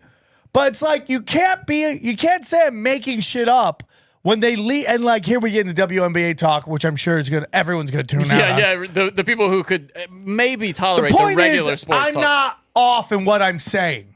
She's just saying I'm falling for the media lies, which is hilarious. That Morgan Murphy is telling me Right, I'm great. a sheep. Right? Is that basically what she's telling me? That's the insane I'm a part, big yeah. sheep. But every time I saw her, she's just yelling at me. I'm like, She loves the WNBA. I get it, man. There are certain women out there that love the WNBA. They're called lesbians.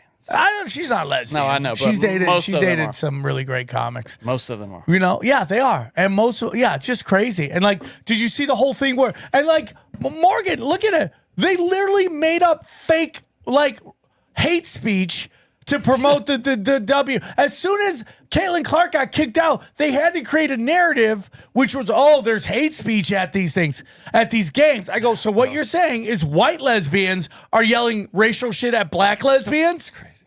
Yeah. Lesbian and lesbian crime? Is that what you're telling me? It's so dumb, dude. It's not even real. They haven't produced one video where they say it's real. It's all train wreck marketing. That's all it is now. I don't think anybody's actually watching it either. I really don't. Dude, not in the numbers they're saying. Dude, the numbers are made up. I got in a discussion with some guys when it was discussing podcast numbers. Completely, they're manufacturing it on every level. Every level. If you don't play ball and you don't do the narrative, they plummet you. We've seen them go up and then just delete numbers. Like, Yeah. yeah, I mean, Yeah, that's why I'm getting off there. I'm like, they're talking to me about moving platforms. I'm like, do it now. Get off there. This is not natural. It's total BS. So anyways, so I did that. And it was funny because I'm just getting heckled about the WNBA at Skankfest. So I walk in, I'm like, yeah, they're being retarded. She's like, oh, you say that word still? I go, I say every word. I just set the record for saying the most N-words at Skankfest. Literally, I use cares about who? Imagine caring about that. I love her. It's just, I'm like, I'm sure like, she's Morgan. great. She just has all these bad traits. Okay, good. I go, Morgan, it's Skankfest. That's what they come for. The chaos. She must just be going around her head spinning at things to be offended by at Skankfest. It is weird when you see woke people at Skankfest, but I love it because that's why the Legion of Skanks are so great, because they are for everybody. So, God, okay, dude, dang it, dude. What was wrong? I might have to run there. Should I come back? No. Okay. Do you want me to tell all the Skankfest stories? It's entirely you do what you want to do. It's entirely up to you. Okay. So I'll tell us real quick.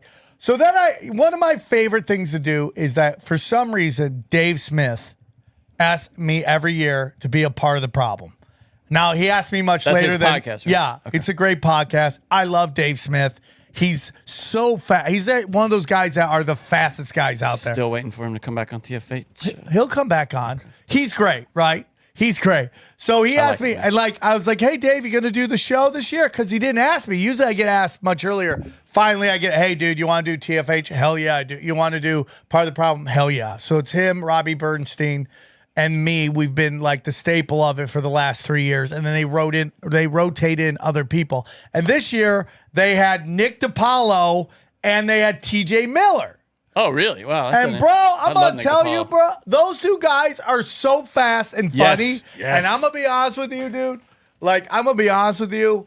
I almost got just lapped.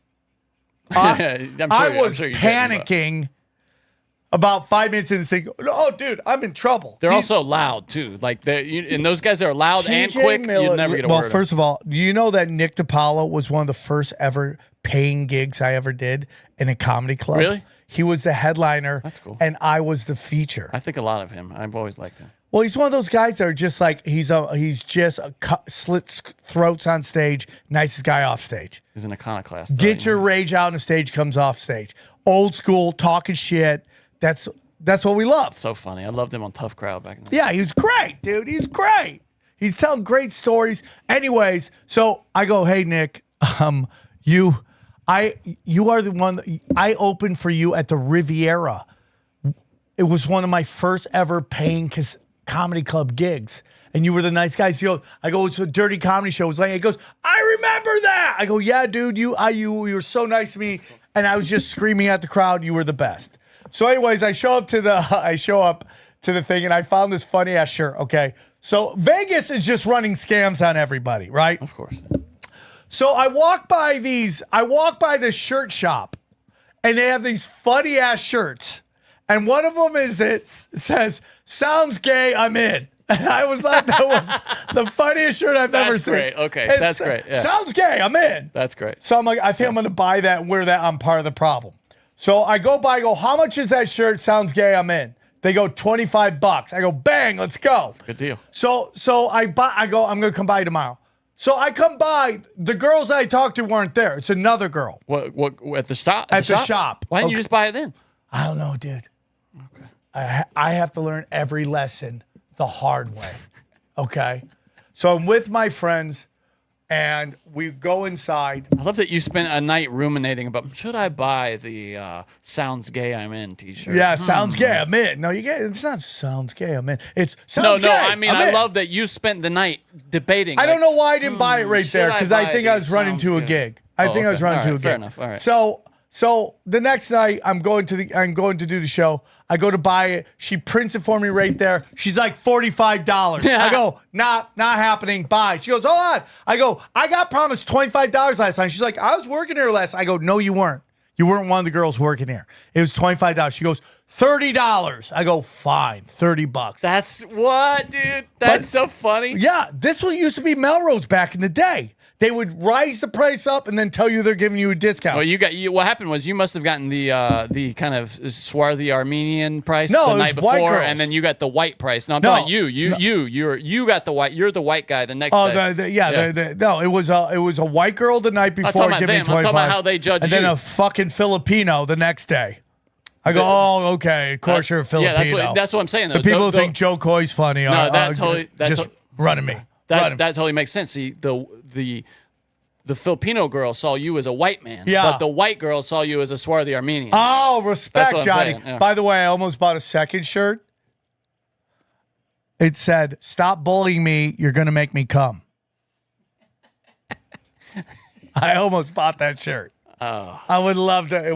Maybe we should start getting more experimental with the TFH t-shirts. You know, like. Well, we should get more experimental with the. We should. By the way, I mean, these shirts are just random shirts. We could totally sell them here. I'm adding it tomorrow. So- It will be by the time you Sounds hear gay. this. I'm in, and don't bully me. I'll come. Okay. By the time you listen to this Put those episode, shirts it up. will be at bsmerch.com. It will be on there. It's so funny, I'm dude. not joking. It will be there. Someone goes, where can I get that shirt? I go, hey, it's gonna be on BS. Fuck you, Filipino. You want to jack me for money? Now we're jacking your shirts. bsmerch.com. Check it out. So then I'm walking down and they have Tony Roma's there and they're like, oh yeah, dude, $11 prime rib. I'm like, damn, dude, $11, let's go. So my two friends from Phoenix show up. I take them to dinner, right? I'm like, let's go. It's $11. I got this. Buying everything. We go in, we sit down. We're like, yeah, what are the deals out there? Like, oh, dude, those are different times. I go, what are you talking about? Yeah, it's different times. It's only on an odd day. That's called bait and switch. 100%, dude. That illegal. is Hollywood. Everything is bait and switch. It's absolutely ridiculous. So I go do the show. I have my sounds gay. I'm in. And then I realize I'm hanging out with Nick DiPaolo wearing this fucking shirt, which probably isn't helping me. Yeah. He's probably like, this fucking fruitcake. Yeah. Okay. Nick DiPaolo goes up, crushes. He brings up TJ Miller. TJ Miller crushes. Dave goes up, crush. Great. So we sit down. And I'm going to tell you something, dude. This part of the problem set, this show I watched, I was a part of, is probably the one be my most favorite time doing stand-up. And the only other time that beats this is the End of the World podcast I did with Rogan and just having all my friends there. Is it online anywhere? I'll check it out. Well, I don't know if it's online. Okay. They're probably going to put it out at some point. Okay. I'll try to find it. I've never laughed so hard in my life. And dude, TJ Miller is the fastest motherfucker out there. Like, when someone blows up, you're like, oh, it's this, at least in my head. Bro, I get it. He's so funny. We're always cool, but I just never am able to bond with anybody because I'm a fucking psycho, right? But it's like, dude, I get it. I fucking get it. He's so fast. He tells the funniest story about him and Dave go to a Bitcoin conference that Trump is speaking at.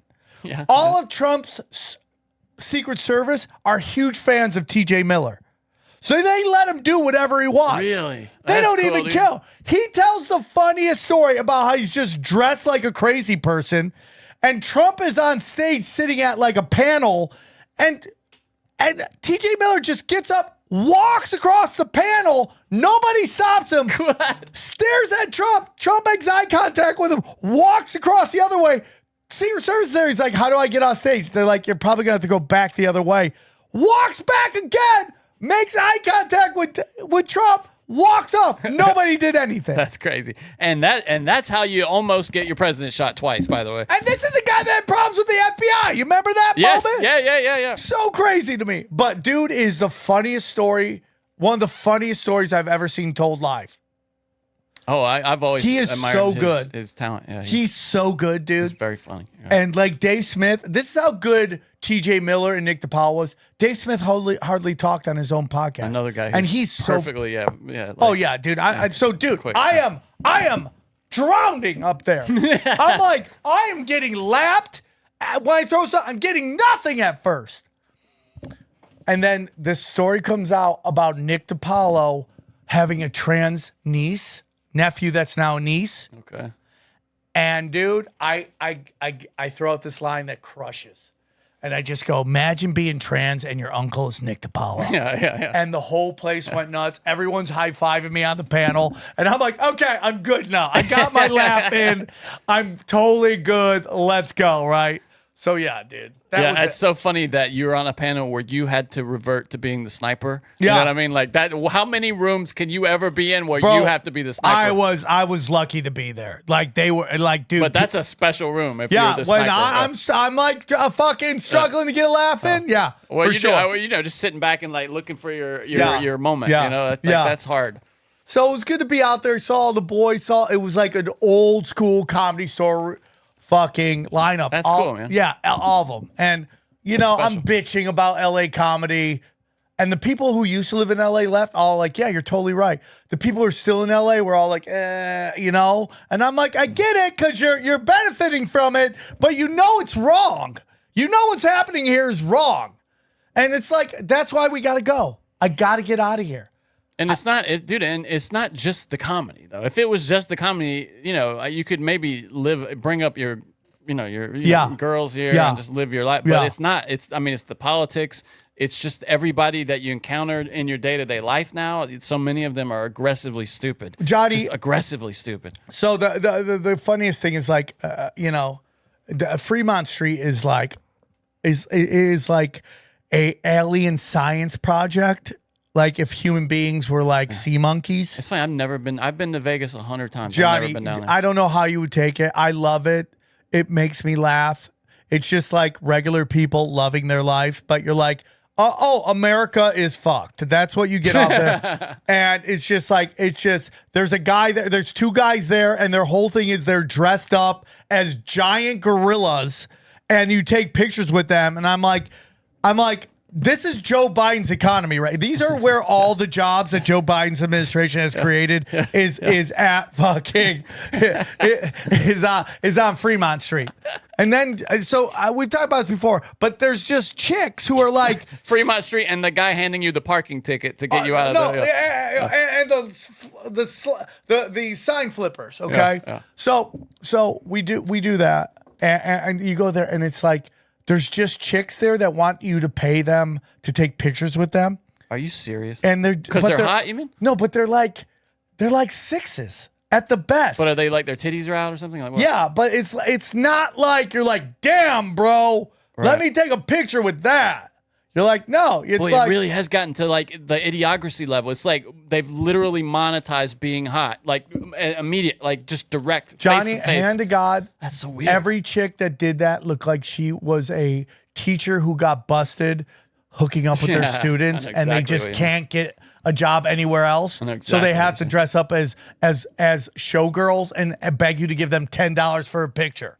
Oh, and guess what? Guess how I'm so proud. Guess what Sam turned down at Skankfest? Drugs. Coke and pussy. Right? Nice job, dude. So thank you.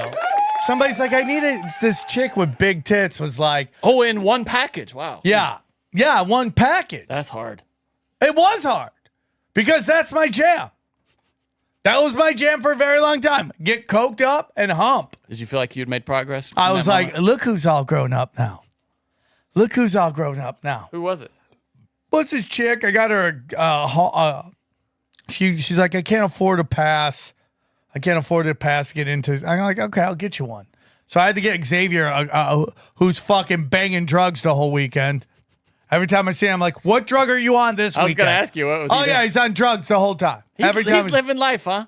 Dude, it must be nice. Yeah. It must be nice. I don't have that kind of Him and his crew of Mexicans. He's like king of the Mexicans. Yeah, I don't have that. If I could have he ever just has somebody go around shooting him all the time. That's where we're at.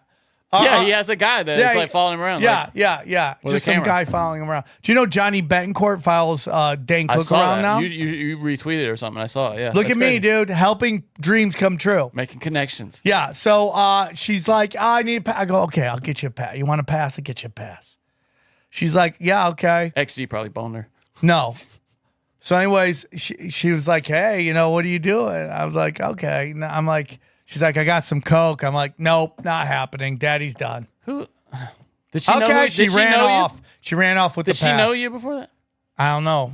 Okay. I was about to say, if somebody knows you and then is like, hey, you want this? I'm like, come on. Come on, man. What are we doing here? Yeah, he's doing Coke fucking everywhere. Just guys on blow. Just XG, just coking everywhere. I have no ketamine. I had somebody tell me he was selling acid. Some guy's like, I saw XG sell acid. I go, I don't know. XG was selling acid? So I go, XG, are you selling acid? He goes, no, dude, I'm just doing ketamine. That's it. I'm like, okay. Did I give away a secret, by the way? Should I have not talked about that? About what? About Xavier doing ketamine? Is that bad? I don't. Ketamine is like benign. I don't think that's a problem. Okay. He's not like Matthew Perry. He's getting in the cake hole. He's getting in a cake hole. K-hole, not cake. Oh yeah, he's in a K hole. Cake hole's your mouth. Okay, now I'm old. Okay. K-hole. He's in a K hole. And he's just like, hey, he did it for the first time. I'm like, are you in a K-hole? Are you in a cake hole? Dude, I'm like the guy who got sober way before speed and ecstasy. He's like, I never tried that. Yeah. We had downers and uppers. That's how I sound like. Yeah. A cake hole? It's K-hole. You're like doing Quaaludes and stuff. Yeah. Yeah, Did you ever do a Quaalude? No. You wish you had? No, dude, I didn't do a lot, dude. And then I went to LA and Vegas. I discovered Coke. I didn't do a lot of Coke. We couldn't be and more then I go different to with LA. drugs. I go to Vegas. Oh yeah, dude. By the way, Comedy Store now has signs going, "Don't do Coke here." I don't do drugs here. We have one right there, don't we? What is that? Oh thing yeah, like? but that's a joke. I know. Do you think theirs is a joke, or are they serious? They're serious. That's too bad. Yeah, We couldn't be more different, by the way, with our. I like downers. I always have. So anyways, God, okay. So I'm gonna get into the goddamn conjure, but I get asked to do the jujitsu tournament. Okay. They had a jujitsu tournament at Skankfest. Yeah. So it's me and Mike Feely. Will you look up Mike Feely? He's a comedian in New York. Is he really at the J? So we get asked. We're the only 2 white belts in the thing. He asked, Mike's texting me, hey, dude, are you doing this thing? I go, yeah. Well, it turns out that they have us going against each other. And Mike and Artie's like, don't kill each other. Don't kill each other. And so I'm about to do the Death Squad show, and I get a text like Mike Feeney? Mike Feeney, yeah. Okay. Mike Feeney. Did I say his name wrong? You said Feely. I meant Feeney. Sorry, Mike. I love you, dude. You're the best. My apologies, dude. There he is. So yeah, he's texting me. What are we doing? We're gonna do this. So I get a text. I'm doing a Kill Tone. I'm doing Death Squad, and suddenly they're like, they need you downstairs for the fights. I go, because I'm asking everybody, what is the jujitsu tournament? And no one's giving me a day. So I come down, I go, what's going on? And keep getting, oh, dude, you got to do jujitsu. I go, now? I thought it was Sunday. No. So they give me this jujitsu thing. I get no warm up. Tino Sanchez is there. He's like, dude, you're going to do this without a warm up? I go, I don't know what to do. So it's Are you dressed for it? No, they give me a jujitsu gi. I don't wear the top because I just don't want to wear it because I'm a no gi motherfucker. Are you wearing a shirt or just no shirt? I wear free restaurant shirts all the time now because they're comfortable because I'm old. So not one of those tight things. No, like that. Okay. they're giving me. I'm wearing this chicken shirt that somebody gave me. I go up. And it's me versus. He's like, dude, you got no top on. You got no top of the gi. He goes, what am I supposed to grab? I go, I don't do gi. I do no gi. So we're both like, dude, let's just take it easy on each other. I'm like, fine. So we go at it, and we're trying to position. And I go for a takedown. I go to try to get him down. I get him to go down. We go down. My nose just dude. Mike beat me, so this is no. Well, he's significantly younger than you. Yeah, he's 31. He's 34. I'm 56. 51. 20 something years younger than you. Yeah, which is fine. No, I mean, so we go. I get him. I go grab him. He goes, "Oh, come on, dude!" And I'm like, because it's only it's only a 3-minute round. I do 8 minutes. Wait, what do you mean? He's saying, "Oh, come on! I thought we were taking it ezy." Or like I grab him, like I'm giving him my gorilla power that I've been because my buddy. I've been training, lifting weights. Yeah, my boy Chris has got me going. What do you mean by that, though? Oh, come on. Because I grab him and I'm like, he's like, oh, he wasn't. No, I just didn't know if he was saying like I thought we were taking it easy. No. He's like, oh, okay, this is on, right? That's what he's saying. I got you. So, and I'm just taking you through it. He beat me fair and square. Mm-hmm. This is no excuse. No, I got you. Yeah. So I go because we were just working on. We were just working on the takedowns. So I get him here. And I go to grab his leg. I go to take him down. He goes down, and my nose, boom, right into his leg. Crump. That's the worst feeling, getting hit in the I'm nose. like, oh, no, dude, did I fuck my nose up? And he slips it in, and I'm just freaking out about my nose and going, why am I doing this right now? And I tap. Oh, you tapped? That's funny. I tapped. If it hadn't been for the nose, do you think you could have figured it out? Yeah, 100%. Okay. 100%. Dude, I've been there before, but I was Did like, it bleed? Did you I got bleed? this going on. Oh yeah, it's bleeding after. And then Tino Sanchez is just calling me a pussy the whole time. Tino's so funny. Tino's like, you're just being a pussy, dude. He tapped you. I go, dude, he hit my nose. So then I feel bad because I don't want to be over dramatic. No, I got you. Yeah. right? I don't want to be over dramatic and be like a sore. I lost. No, I just, yeah. so I just do this, boom, blood down my fucking finger. I'm like, okay, get me, because I'm starting to get It's headaches the worst. now. I can feel it, like Yeah, the crack in the nose. and I'm getting a headache, and I'm have spots, and I've had spots ever since. That's all. I'm Wait, saying. you have spots in your vision? Yeah, You gotta go to the doctor. yeah, I gotta go get That it. could, you might have gotten a concussion or something. Probably, That's what that is. but it's only because I fell right on. It's like, but dude, But that feeling, Mike it's crushed that me. tingly kind of, it's the Yeah. worst. Oh, when you feel it, yes. Oh, it's the worst. and it wasn't that bad. I'm just like, dude, if I fuck my nose up, No, but there's just a feeling that you can't describe really, but it's just a feeling of. it was 3 minutes. I could have just sat there, What, just use your weight, you mean? Like, just fucking pushed him in harder. There's a bunch of shit you can do, but it was just like, I mean, dude, I see spots still, So no, that's you, it. You got to talk to the doctor. So about what was the last thing I want? Okay, that. The deaf. I really gotta go. I mean, I gotta be in the store in 15 minutes. You just want to save it for next week then? Or Well, I do dude. I up to love. you. I was traumatized last year from the. You want to just do the stories by yourself because they love when you do it. Well, Would that be Let weird? me just see if there's one thing that I really. I don't. If Yeah, there's one that really needs you. I crushed. Even though There's I messed one up. thing I just want to show All right. you, and then that's. But you can do if you can do it in No, it's just like I 5 crushed. minutes. I crushed even though I messed it up. sabotage. Yeah, it was great. What, you messed up the lyrics? Yeah, yeah, That sucks. yeah, But it was good. yeah. It was great. Do you have the The whole night. footage? Is there footage? Bunch of white rappers went up, crushed. Is there footage? I don't know. We'll see. Well, And then I if went we up get and it. did it. Yeah, it was great, dude.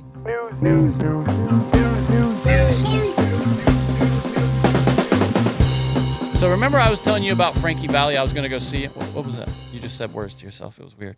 You just Yeah, went I'm like, just talking to myself. There we go. Are you mad about something? No, Okay. go, It's weird. You just did like that or something. go. Is that you talking? Yeah, I'm talking. I can't turn my head off. I'm telling you. That was so weird, dude. It was Yeah. like okay. It's- the so thought is so loud, my mouth moves. that's what my nephew does when I play video games with him. I can hear him going like on the headphones because he's in North Carolina. He's like, I'm gonna go to my secret hideout. He's never gonna find me. I'm like, I can hear him just talking. Bro, I can't stop watching video games with my daughter, watching these two Oh, my lanky nephew boxes loves on it, the dude. phone. Dude, it's captivating. It absolutely is. Yeah. Okay, Johnny, I gotta go. Remember, I was gonna go see Frankie Valli, Yeah. and I showed you this footage of him Yeah. doing the worst lip Yeah, sync ever. yeah. Well, it's gotten worse, dude. He's literally Weekend at Bernie's now. Like he might be dead. This is just came out from a recent concert of Frankie Valli's, bro. I mean, this is criminal. Whoever is making No, him but do this. dude, it Watch goes- this. No, watch it.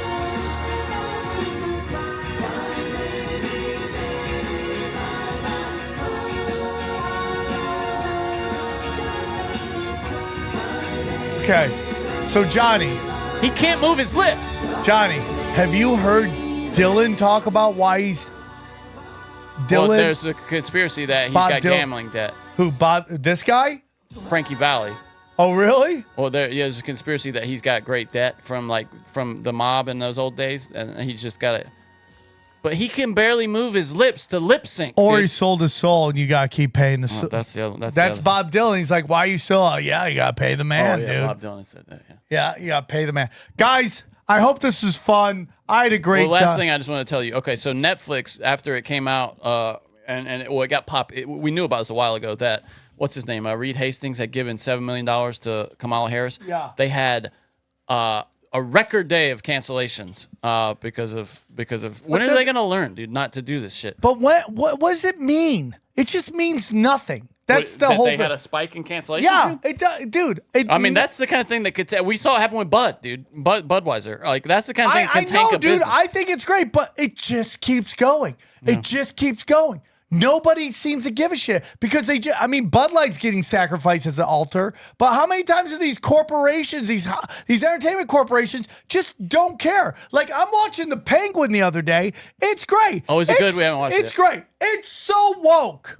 The Penguin is? Yes. How? What is it? What's woke the in it? mean mob boss is a chick. His sidekick now is Puerto Rican. Okay. And again, Johnny, it's Probably like, they didn't put John Leguizamo Dana in didn't there. even know it was what's his face. Yeah, why? That's the exact. Why do you use that guy if you're not even You going to see his don't face? even need him, dude. He's a face and you can't There's see his face. Fat actors that could do that. It's No, we talked about that. It unbelievable should to be me. Vincent D'Onofrio or something like that. Chris Christopherson's dead. Rest in peace.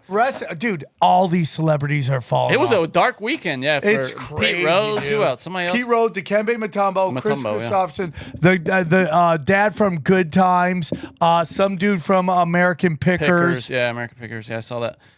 Then the old actress who always has looked old. Even when she was young, she's playing grandma. This happened. Did you see this in Beverly Hills? This guy is walking down the street in broad daylight in Beverly Hills, and this son of a bitch right here tries to kidnap his 2-year-old child out of his arms. And thankfully, a passerby saw it. Source for the biggest celebrity. They're doing an ad. And stabbed this son of a bitch to death. The guy was trying to kidnap the kid, but you'll see him just laying on his face, bleeding out. A guy got out with a knife and stabbed him. Somebody, a good Samaritan, got out and stabbed him.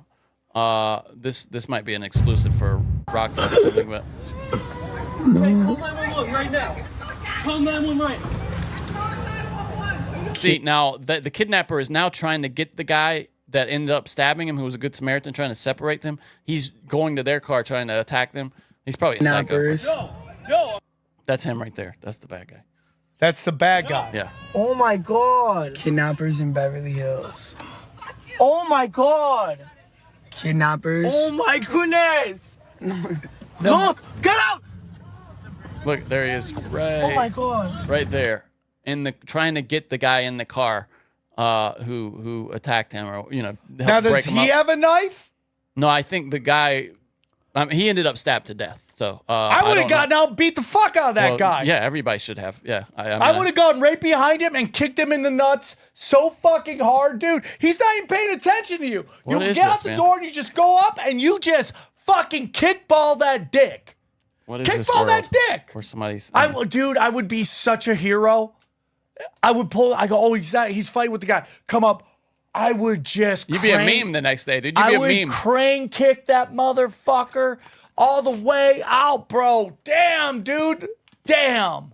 There were tens of thousands of illegal immigrants released with sexual assault and murder convictions in the U.S., Dude. according to ICE data. Bro, play that Hitler shit again. Guys, Mark Cuban has- October 15th. Quiet. It's fire, bro. More proof that Mark Cuban sold his soul at some point. He was Oh, on yeah, Colbert dude. doing. Like, what? You saw You're this, right? shining. Him doing this awful This rap. comedy is so bad. Guys, I'm sorry. It won't happen again. I'll just do the stuff that will expire by next week. I'll just run through real run quick, through. and then Was it an okay show? it was a good show. Yeah, dude. No, it was great. Yeah, no, I love. I mean, Skankfest. People love hearing about that. Good night, man. See you. I'm gonna put this out tomorrow. Will you close the door all the way? I gotta get up for a second, ladies and gentlemen. That's because Sam didn't close the door. Hold on. All right, so you're just gonna get me for a few minutes, tearing ass through the news stories here, at least the ones that won't last until next week. Yeah, this is from Fox News. So, I think it's data from the past year, but it got really politicized this week. Tens of thousands of illegal immigrants with sex offenses and homicide convictions could be loose on the streets, according to ICE. Data that they provided to lawmakers at the request of Representative Tony Gonzalez. Great tight end. We'll just I'll play this Cuban thing, this Mark Cuban. The guy has if you follow him on Twitter or you're just on Twitter and see him force down your throat and your feed, you know that he's a complete moron. Like, Mark Cuban has some of the worst takes of anybody ever. And he appeared on Colbert doing a political rap that, it's not funny at all. And it's I don't, is it a humiliation ritual? That's what Sam would say. It's clear that he owes some great debt, and this is how he pays it off. Here you go. Orange and empty inside. I'd say you're a traffic cone, but I would swerve to avoid a traffic curve. Oh! He said traffic kern. The punchline of the joke, the most important part of the joke, he fucked up. That's gonna leave a mark, Cuban. That's going to leave a mark, Cuban. That was Stephen Colbert, by the way, if you're just listening. A guy who arguably was never funny. If you ask me, I didn't think the Colbert Report was ever funny. Donald, do you know that to be a billionaire, you have to have the billion part in your bank account, not just the air? John, you just fell into the shark tank. Donald, no shot with Hispanics because there's no way in hell you're getting the Cuban vote.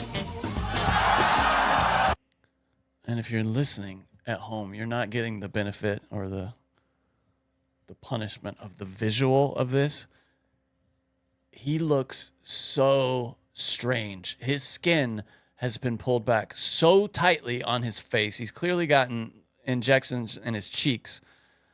I mean, he's got this he looks like somebody who died, like a healthy person who died and then got made up by the Undertaker, you know. That's exactly, he's got that kind of dead look in his eyes, and then these lips that are an unnatural shade of kind of maroon, perfectly white. Oh, he's so sick looking. He's got fake ass hair. He's clearly dyeing his hair and had hair implants. Oh, what a strange looking guy.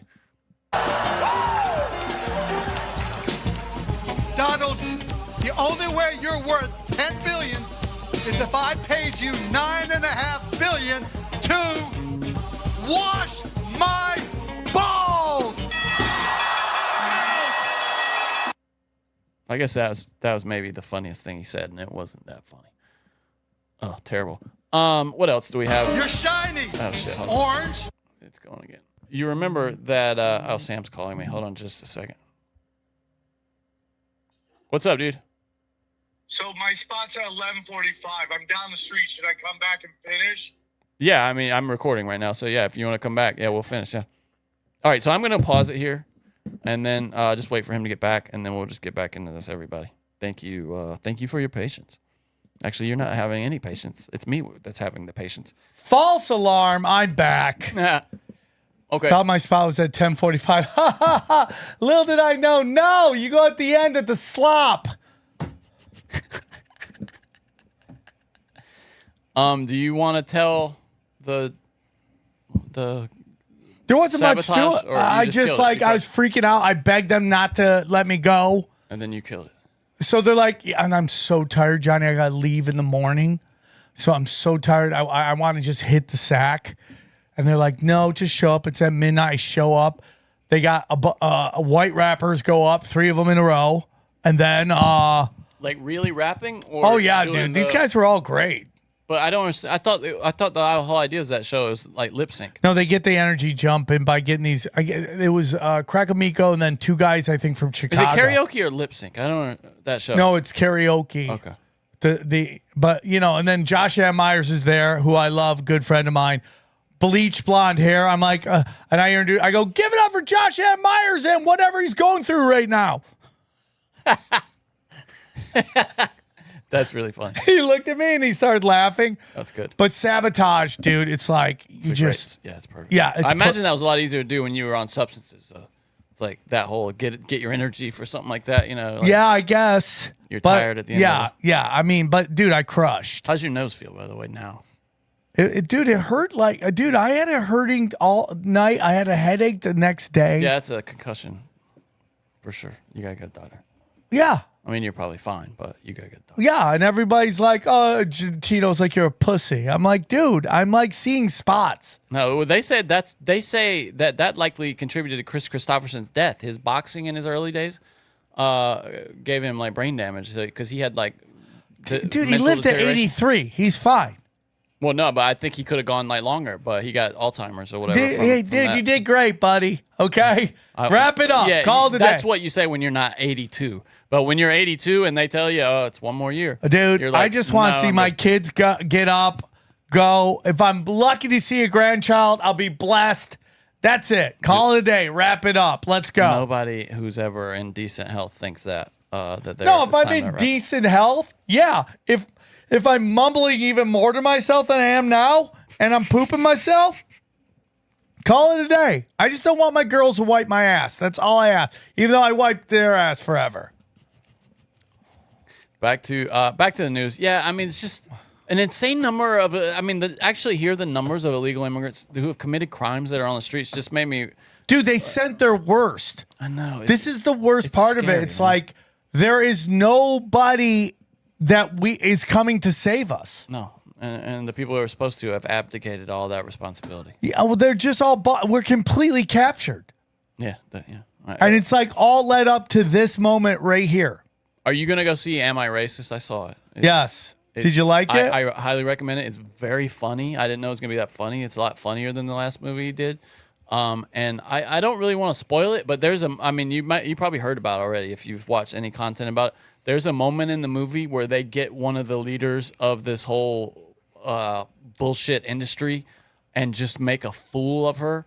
Yeah, I've heard all about it. Okay. Yeah. I mean, I highly recommend. I'm in. Anymore. Fuck, and it's just like because it's all bullshit, and it's like, it's like I don't care. I don't listen, dude. I prefer to love everybody. Okay, that's why I want to live in my life. I was listening to a guy break down the vice president debate, and he's right. He's like, our diversity is great. I love it. I love living in LA and having all these wonderful options of life. It used to be not a thing. Like the 90s, the late 90s, that was like, we were like post-racial. Nobody ever talked about race. Yeah, and then they just cranked it up because they just knew what was coming, what they wanted. And when we do an episode on Flint, Michigan, I hear real racism. Yeah. Systematic racism where the government's doing that, okay? Not white supremacy, but greedy sellout pieces of shit trying to take over a land and run out poor black people. And then I hear Dyson and he's, by saying the name Kamala, you are playing into systematic. Like, get out of here, dude. That's done on purpose. Get people tired of it. That guy sucks, by the way. He sucks. What's his name? Michael He's Eric a Dyson or loser. something? Oh, he's gross. Let's see.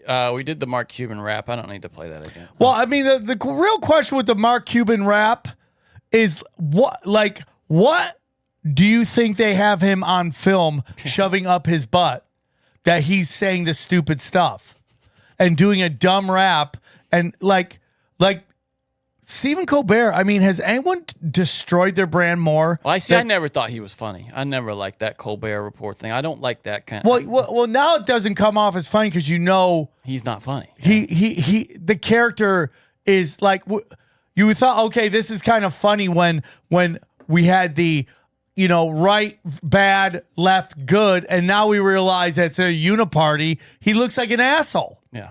And now he's a bleeding heart liberal that's just ridiculous. And Mark Cuban, did you notice? I said this while you were out, but he looks like someone who died and then got made up by the Undertaker. Yeah, he looks like he looks weird. He man. looks like the 7th generation of Frankenstein. Yeah, like they keep working out the kinks and now it's somewhat human looking. It's so strange. How And he it's looks, just dude. weird. And here we are with another billionaire saying stupid shit.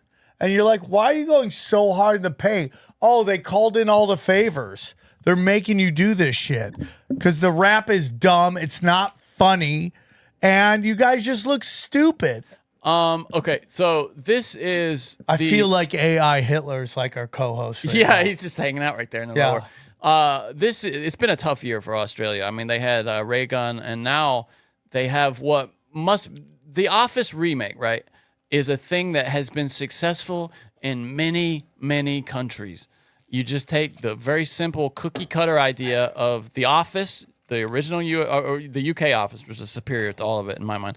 But the watered down US Office, you just take that and reproduce it in whatever country you're in, and it's a success. They went completely woke with it. Of course. My God, it looks terrible. They took all the male roles and made them women. Okay, and also, I mean, when you take this outside of Australia, her accent is annoying. Oh, right? yeah. Right? Of course, I listened to 3 words. I'm like, okay, this doesn't work. No, Go on. You're right. Can I have a drum roll, please? The drum roll, Lloyd. That's our drum roll. People ask me, how can I become a great boss? And the answer is having a happy staff that love you. This is a proper HR nightmare. As of today, we are all back in the office full time. What? That's not good news. I'm promoting you to productivity manager. Yes, sir. Do I want to support the vision of my branch manager? At all costs. Is this the dark web? No, it's not the dark web. You said Lizzie? Okay. The perks of coming to work. Riling up Lizzie. Flirting. Watching Nick rile up Lizzie. What's his name? My crow's name is Russell. Hello, Rusty. How are you, mate? No. We lost No, it's the trailer. There's not one fucking laugh in the trailer for the show. one of our own last week. Brian died. We were so close. He's always in my heart. Oh, is he the tall, sad one? Yeah. No, he was the short and smiley one. Yeah, that's what I meant. What nationality is he? What sexual identity is he? Doesn't feel relevant, does it? Hannah is a riddle swallowed by an idiot and shut out by a moron. That might be the closest thing to a Those laugh. people are like family to me, and I won't let you throw them out on the street. The daily commute is killing me. Is someone sleeping in here? Don't want anyone knowing about it. It's not a big deal. It's been 4 nights this week. It's nothing. It's the race that stops the nation. Giddy up. It's a Yeah, race, but I want people it's to feel just the awake. notion I mean, I don't even have to that play the rest of it. It's acting terrible. is in talent. Yeah. That's it. Yeah. And it's just like, I'm sorry, man. so I bad. just like, you are going to kill your product. I mean, they already did. Nobody's gonna watch that, dude. It's terrible. Yeah. I mean, it's the trailer, and there's not one laugh in it. It's a comedy. But honestly, I'm sorry, everybody, but the American trailer, the American version wasn't nearly as good as the British version. No, and it But- was the American version was okay for like 3 seasons until it came to the logical endpoint of Jim and Pam getting together, and that's when the British version ends. That's the last beat of the spoiler alert. Sorry. Oh, The last beat of that show is them getting together because that's where the story ends. And they got there and then did 6 more seasons and just drove it to the ground. Yeah. And you have Steve Carell coming out and saying that we could never do that show again under the current climate, and that's a good thing. That's what he said. and that's a good thing. Yeah, that's what he I said. mean, just get the fuck out of here. What are you talking about? All you guys closing doors behind you. Will Ferrell doing that? Oh, I wouldn't do drag. I wouldn't dress as. Dude, you did Janet Reno, who is like complicit in murdering Americans, and you're like worried about the sensitivity of it? Guys, the joke isn't that they're making fun of trans. The joke is men are portraying how they see women acting. It's not a shitting on trans. There's not enough trans in the world to make that a situation. No. I mean, it's such a small What are number. you doing? So it turns out when we talked about how they were making I mean, Will Ferrell, like, I loved him early, and then he was just everywhere. Now he's just annoying. You're just annoying, bro. like, did you see him You're with his just son? like your character always was cuck, right? It always was the cuck guy. Yeah. And he's big, so it's And fun, now you're doing a show because your buddy wants to live a lifestyle. Now you're getting a series on Netflix. Really? Wait, what? I don't know about this. What is it? Yeah, there's a show about Will Ferrell's like best friend. Whatever, who cares? His best friend is like transitioning, and of course A reality show. Yeah, like a docu-series about. Who cares? And then the first clip I see them together, who's he talking to? To the trans children. It's like, get out of here, dude. That's clearly that. I mean, that's programming. What To a I T, mean, dude, and it's like, why do you need a docu-series? Nobody needs. brainwashing, yeah. You're like, oh, I'm mad at you for giving money to Kamala Harris, or are we just tired of just like, dude, you're a multi-millionaire. You've been writing with Will Ferrell. You decide to dress up now, and now we need a series trying to convince us, to gaslight us into somehow you're a fucking hero. You should transition, Sam. You could do wonders for your career, bro. My dick's small enough. So we talked about this last year about how we've noticed that celebrities are starting to wear bigger glasses, and we think it's in preparation for this. Facebook announced this week it's what they called like an aspirational product. It's not ready for sale yet. They can't make this at a price point that people could afford. Yeah. But it is everything we've talked about. It's your phone in a pair of glasses that don't look completely ridiculous. People have tried it. Journalists have tried it. Said that it is a jaw-dropping technology. It might be the new iPhone. I'll play a little footage of Zuckerberg here. This is Orion. Meta I Platforms saw you talking about this, by the way, the libertarian Zuckerberg. Chief Executive. It is a completely new kind of display architecture with these tiny projectors in the arms of the glasses that shoot light into waveguides. Oh, God, dude. Nanoscale Waveguides? 3D structures Into your eyes, etched yeah. into the lenses so they can diffract light and put holograms at different No, depths dude, and sizes sorry. into the world in front of you. Listen, here, stop. Users will be able. Stop. It'll be your phone projected into the world around you, basically, with Okay. AI. I'm telling you guys that humans only want to go so far. And I'm just telling you, dude. What do you mean? I just think these glasses, which look like the father of serial killers, every serial Looks like killer's Harry father, Carey is what it looks like. every father that had a serial killer child wore those glasses, okay? They'll get smaller. Right? And I'm just telling you, dude, people will go so far. I'm just telling you, dude. And everything this guy's ever done outside of jacking someone else's intellectual property has never worked. Meta was a giant failure. Dude, Google already tried this. Are these cooler than Google glasses? I don't know. By far. They're much cooler. Much more technology. I'll wait until Apple does something, but I also don't they're think in VR people, now, though. I mean, I just don't think people want that. this is what the do future. I know? This is the future. Yeah, Absolutely. cannot wait to be not a part of that. Dead, you mean? Dude, I cannot wait to not be a part of this. Augmented reality. Why do I need that? Yeah, but I bet you could have said the same thing about an iPhone before you got one. I said the same thing for years. Johnny, who was thinking about glasses with that augmented reality than that fucking logo right there? Look at that right there. Huh? The tinfoil hat logo. You're right. Wow. Do I still look like that or am I too old? It's funny. I saw a video of us from like 2 years ago, and I was like, damn, we're getting older.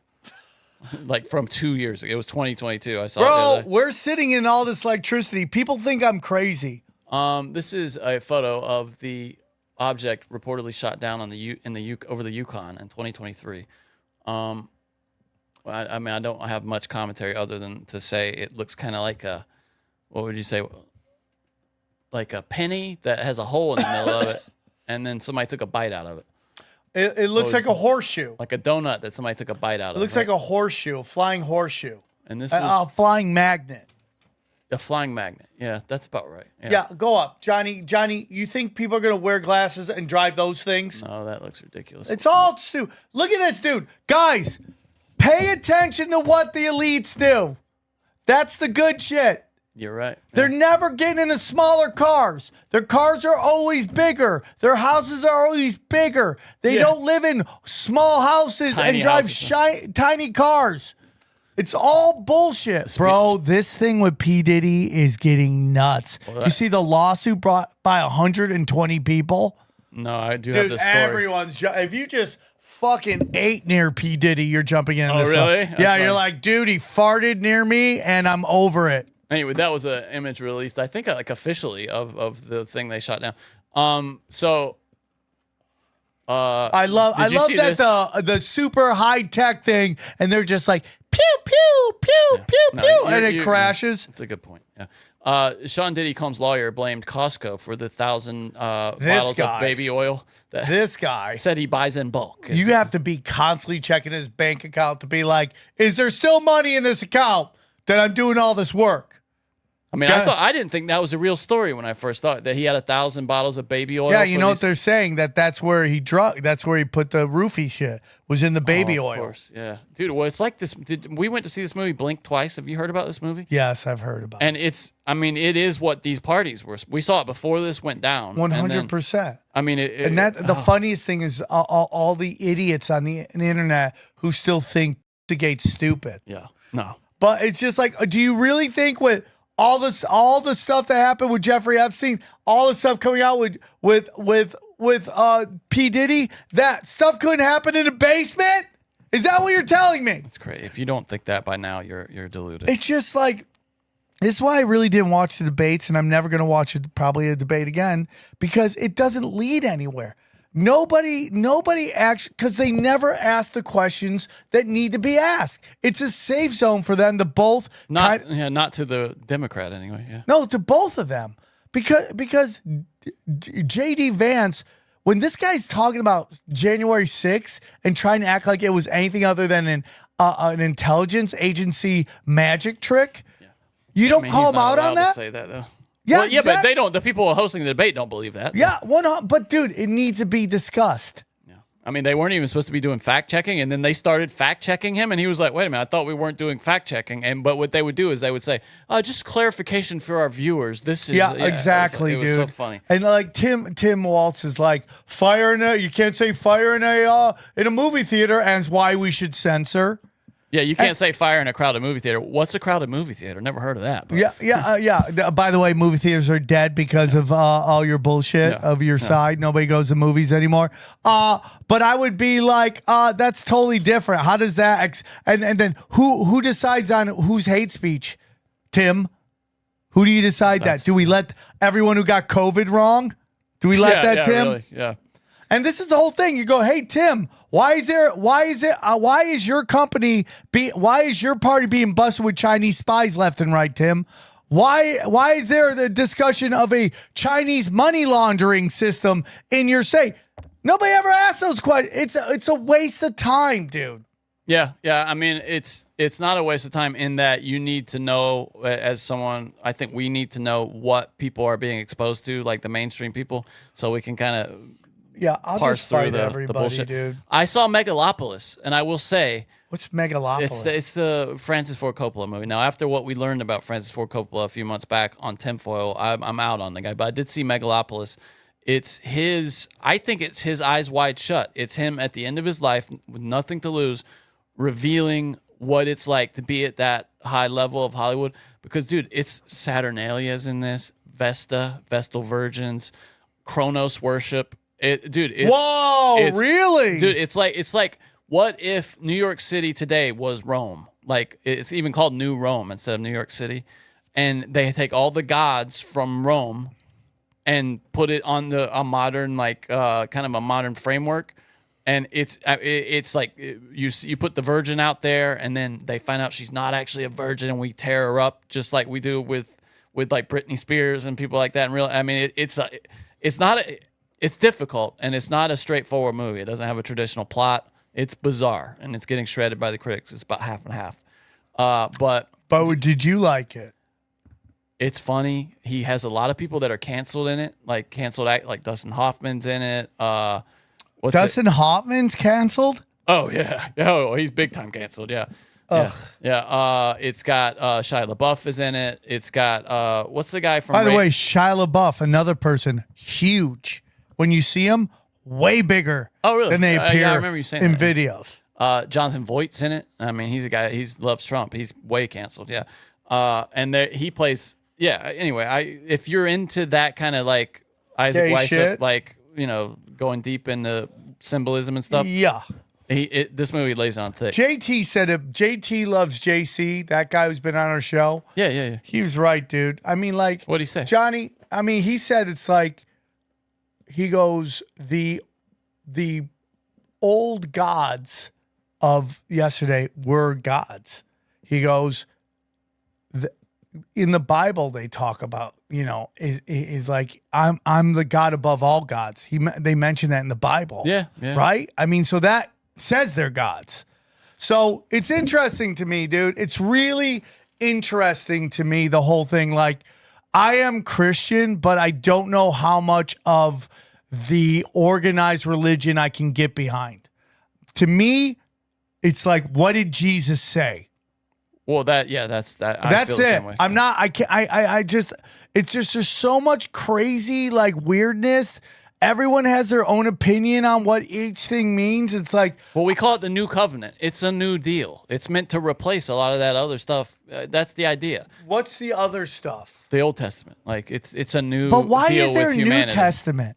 Because I think I feel in my soul that we're a different. Humans have evolved. I don't know if it's just spiritually. So you're maybe saying physically. like the stuff that happened in the Old Testament was okay for that time, right? I think that was a savage, what's type of man back then. What is the time difference between the Old Testament and the New Testament? 1,000. I mean, it's the beginning of time, Genesis, to 2,000 years ago when Jesus was born. And then Jesus born, and then the Old Testament comes. The New Testament comes. I mean, right? Yeah. Well, yeah. I mean, that's roughly. Yeah. I mean, it's crazy, dude. It's crazy. Anything else, Johnny? No, Oasis announced their U.S. dates. It is the Rose Bowl. That was a true leak that we said. Can you imagine? That's going to be crazy, dude. The Rose Bowl. I mean, just imagine not touring forever and then be like, let's just play the Rose Bowl. It's crazy. And they're doing it all in like 2 months there, I think, because they know they probably can't stand to be around each other. So it's all those dates in Europe. They're coming over here doing August, September, and that's it. Done. Dude, and it's just like, let's just agree on this shit. Here's the order. Let's just do the show. Well, apparently they almost already fell out. Like on Twitter, Liam Gallagher, right when they first announced the shows, or like right before it, he tweeted to his brother like, "Hey, dude, let's not break up before we even start the thing." And then he deleted the tweet later. Like apparently they were already fighting. Dude, if I was if I was that one of the brothers, I'd be like, you choose the song list. I don't care. Let's make this money, dude. Just make this money. Yeah. We're touring. We're in separate planes or buses. You on your side, I'm on my side. How do they hate each other that much? It's crazy, dude. I don't know, dude. I don't know. Me and my brother used to fight each other all the time. Now we love each other. So I think, like, I just don't get it, dude. It's just what's in your DNA, dog. Grind your gears. And what it's like I call my mom all the time. I call my dad all the time. And I tell him, I'm so sorry that I was such a piece of shit as a kid. You know, really? That's nice, and we used to just fight each other all the time, and I was just full of chaos. Oh, did you see they did a prank on Gronk? Did you see this? No. It's pretty funny. They invented a player. They explain it here. All right, guys, one more segment to come. We'll end on this. What we're doing. Here's the deal. We decided to play a little joke on our buddy Gronk. He thought we were going live with an extra segment. Everybody at Fox knows this is not real, except for Gronk. And the premise was I was going to break news that the Cowboys were activating this great Pro Bowl tight end who doesn't exist. And seconds so you back. got the point. Straight, who do you want to talk about here? Dallas game. Let's talk about Russo. That's the fake player. All right, 3, look at his face. 2, 1. All right, we're on the air. All right, later today, it's America's game of the week, and it's one you don't want to miss. The Dallas Cowboys go for their 6th win in a row. And right now they take on a Buffalo Bills team that I guess, Jay, there's some breaking news. I just got off the phone with Mike McCarthy, and you guys know how big of a weapon Rich Russo is for that team. Right? As a tight end, they just activated him, right? They just activated him. They didn't know if he's going to be able to play today. They think he's good to go, not only today, but they are going to put him heavily into that game plan. Expect a lot of Rich Russo. That's big because Russo is a complete game changer. He takes so much pressure off Dak, takes so much pressure off the run game. Great blocker, great receiver, red zone threat. Now He's you can't amazing. focus on I thought TV. it was a stretch. They were talking about Tony Gonzalez. They're talking about Gronk. I don't think he's Gronk. Gronk, where do you list Russo as, like, among the tight ends playing today at least? He's been out for a little bit, so he might be a little rusty coming back. But I think they're going to give him the opportunities, that's for sure. But also they got Ferguson as well. They're going to be a 1-2 combo. Yeah, but here's the thing. Ferguson has been the guy because Russo's been hurt. You got to admit, with Russo coming back, it just changes their offense. Ferguson has been showing that he's the guy right now. They're going to still feed Ferguson. He's the only guy in the league that has 2 fingers missing on his right hand. That's why he's been out, and he's back now. So is that going to affect him when he's catching a pass? Yes. I don't know. You tell us. You're the guy. I don't know. I still have all 5 of my fingers. But you know what? No, you're the tight end. You have 10. But all 10 of my fingers. All 5 on each hand, all right? All 5 on each hand, Terry, okay? All right, this is a joke. Rich Russo does not play for the Dallas Cowboys. It's so funny. I was wondering. For you. Is that live? I was wondering, like, in my mind, like, I was going to say, right when it was done, I was going to say, guys, I never heard of Rich Russo in my life. Never heard of him in my life. That's so funny, dude. And that to me, I just thought is like, that's what's going on at most of these news shows. Yeah. Like all day. Just like making shit up. Yeah. I thought, making shit do up. you think Terry Bradshaw ruined it too early? Yeah, he did. He went too far with that. Yeah, it's like he's finger missing thing. 2 fingers on his... Yeah. And you're like, oh, God, we got to pull it now because Terry Bradshaw doesn't know how to do improv. Yeah, no, it could have gone on for another minute at least, yeah. But does that kind of make them look bad, too? That it does, yeah. They just can say anything? Exactly, dude. That's what I was thinking when I saw this. I was I'll like, this fight is the news. This is everything on TV. They're just bullshitting their way along through the show. All Might right. be what's happening here. So. All right, God. Yeah, well, I mean, was this a good show? I can't ever it tell. was. Yeah, they're all good, Sam. All right, they're all good. I mean, our numbers seem to be going They up. are, yeah. I'm going to We start did putting really it well. on Twitter, too. Yeah, I always forget to do that. Twitter I'll always do comes that. last I'll for do me. it. I'll do it. If you want it, I'll tell you how to do it quicker. If you just go into YouTube and download the file from there, it makes it really small, like compresses it, and you can upload it really fast. All right, guys. Again, enjoy. Go check out. I don't know, dude. Word. October We need a word. 15th, shit's happening. Okay. We need a word. Skankfest for life. That's the word? Yeah. One word. Skankfest for life. Yeah. With a And number, it's number 4? Number 4. Is life with a Y, kind of that like gangsta life? Yeah. L-Y-F-E? Go illiterate on that. Full illiterate. Yeah. That's it? We're Yeah, done? that's it. I'm Bye. done. Bye-bye. Bye.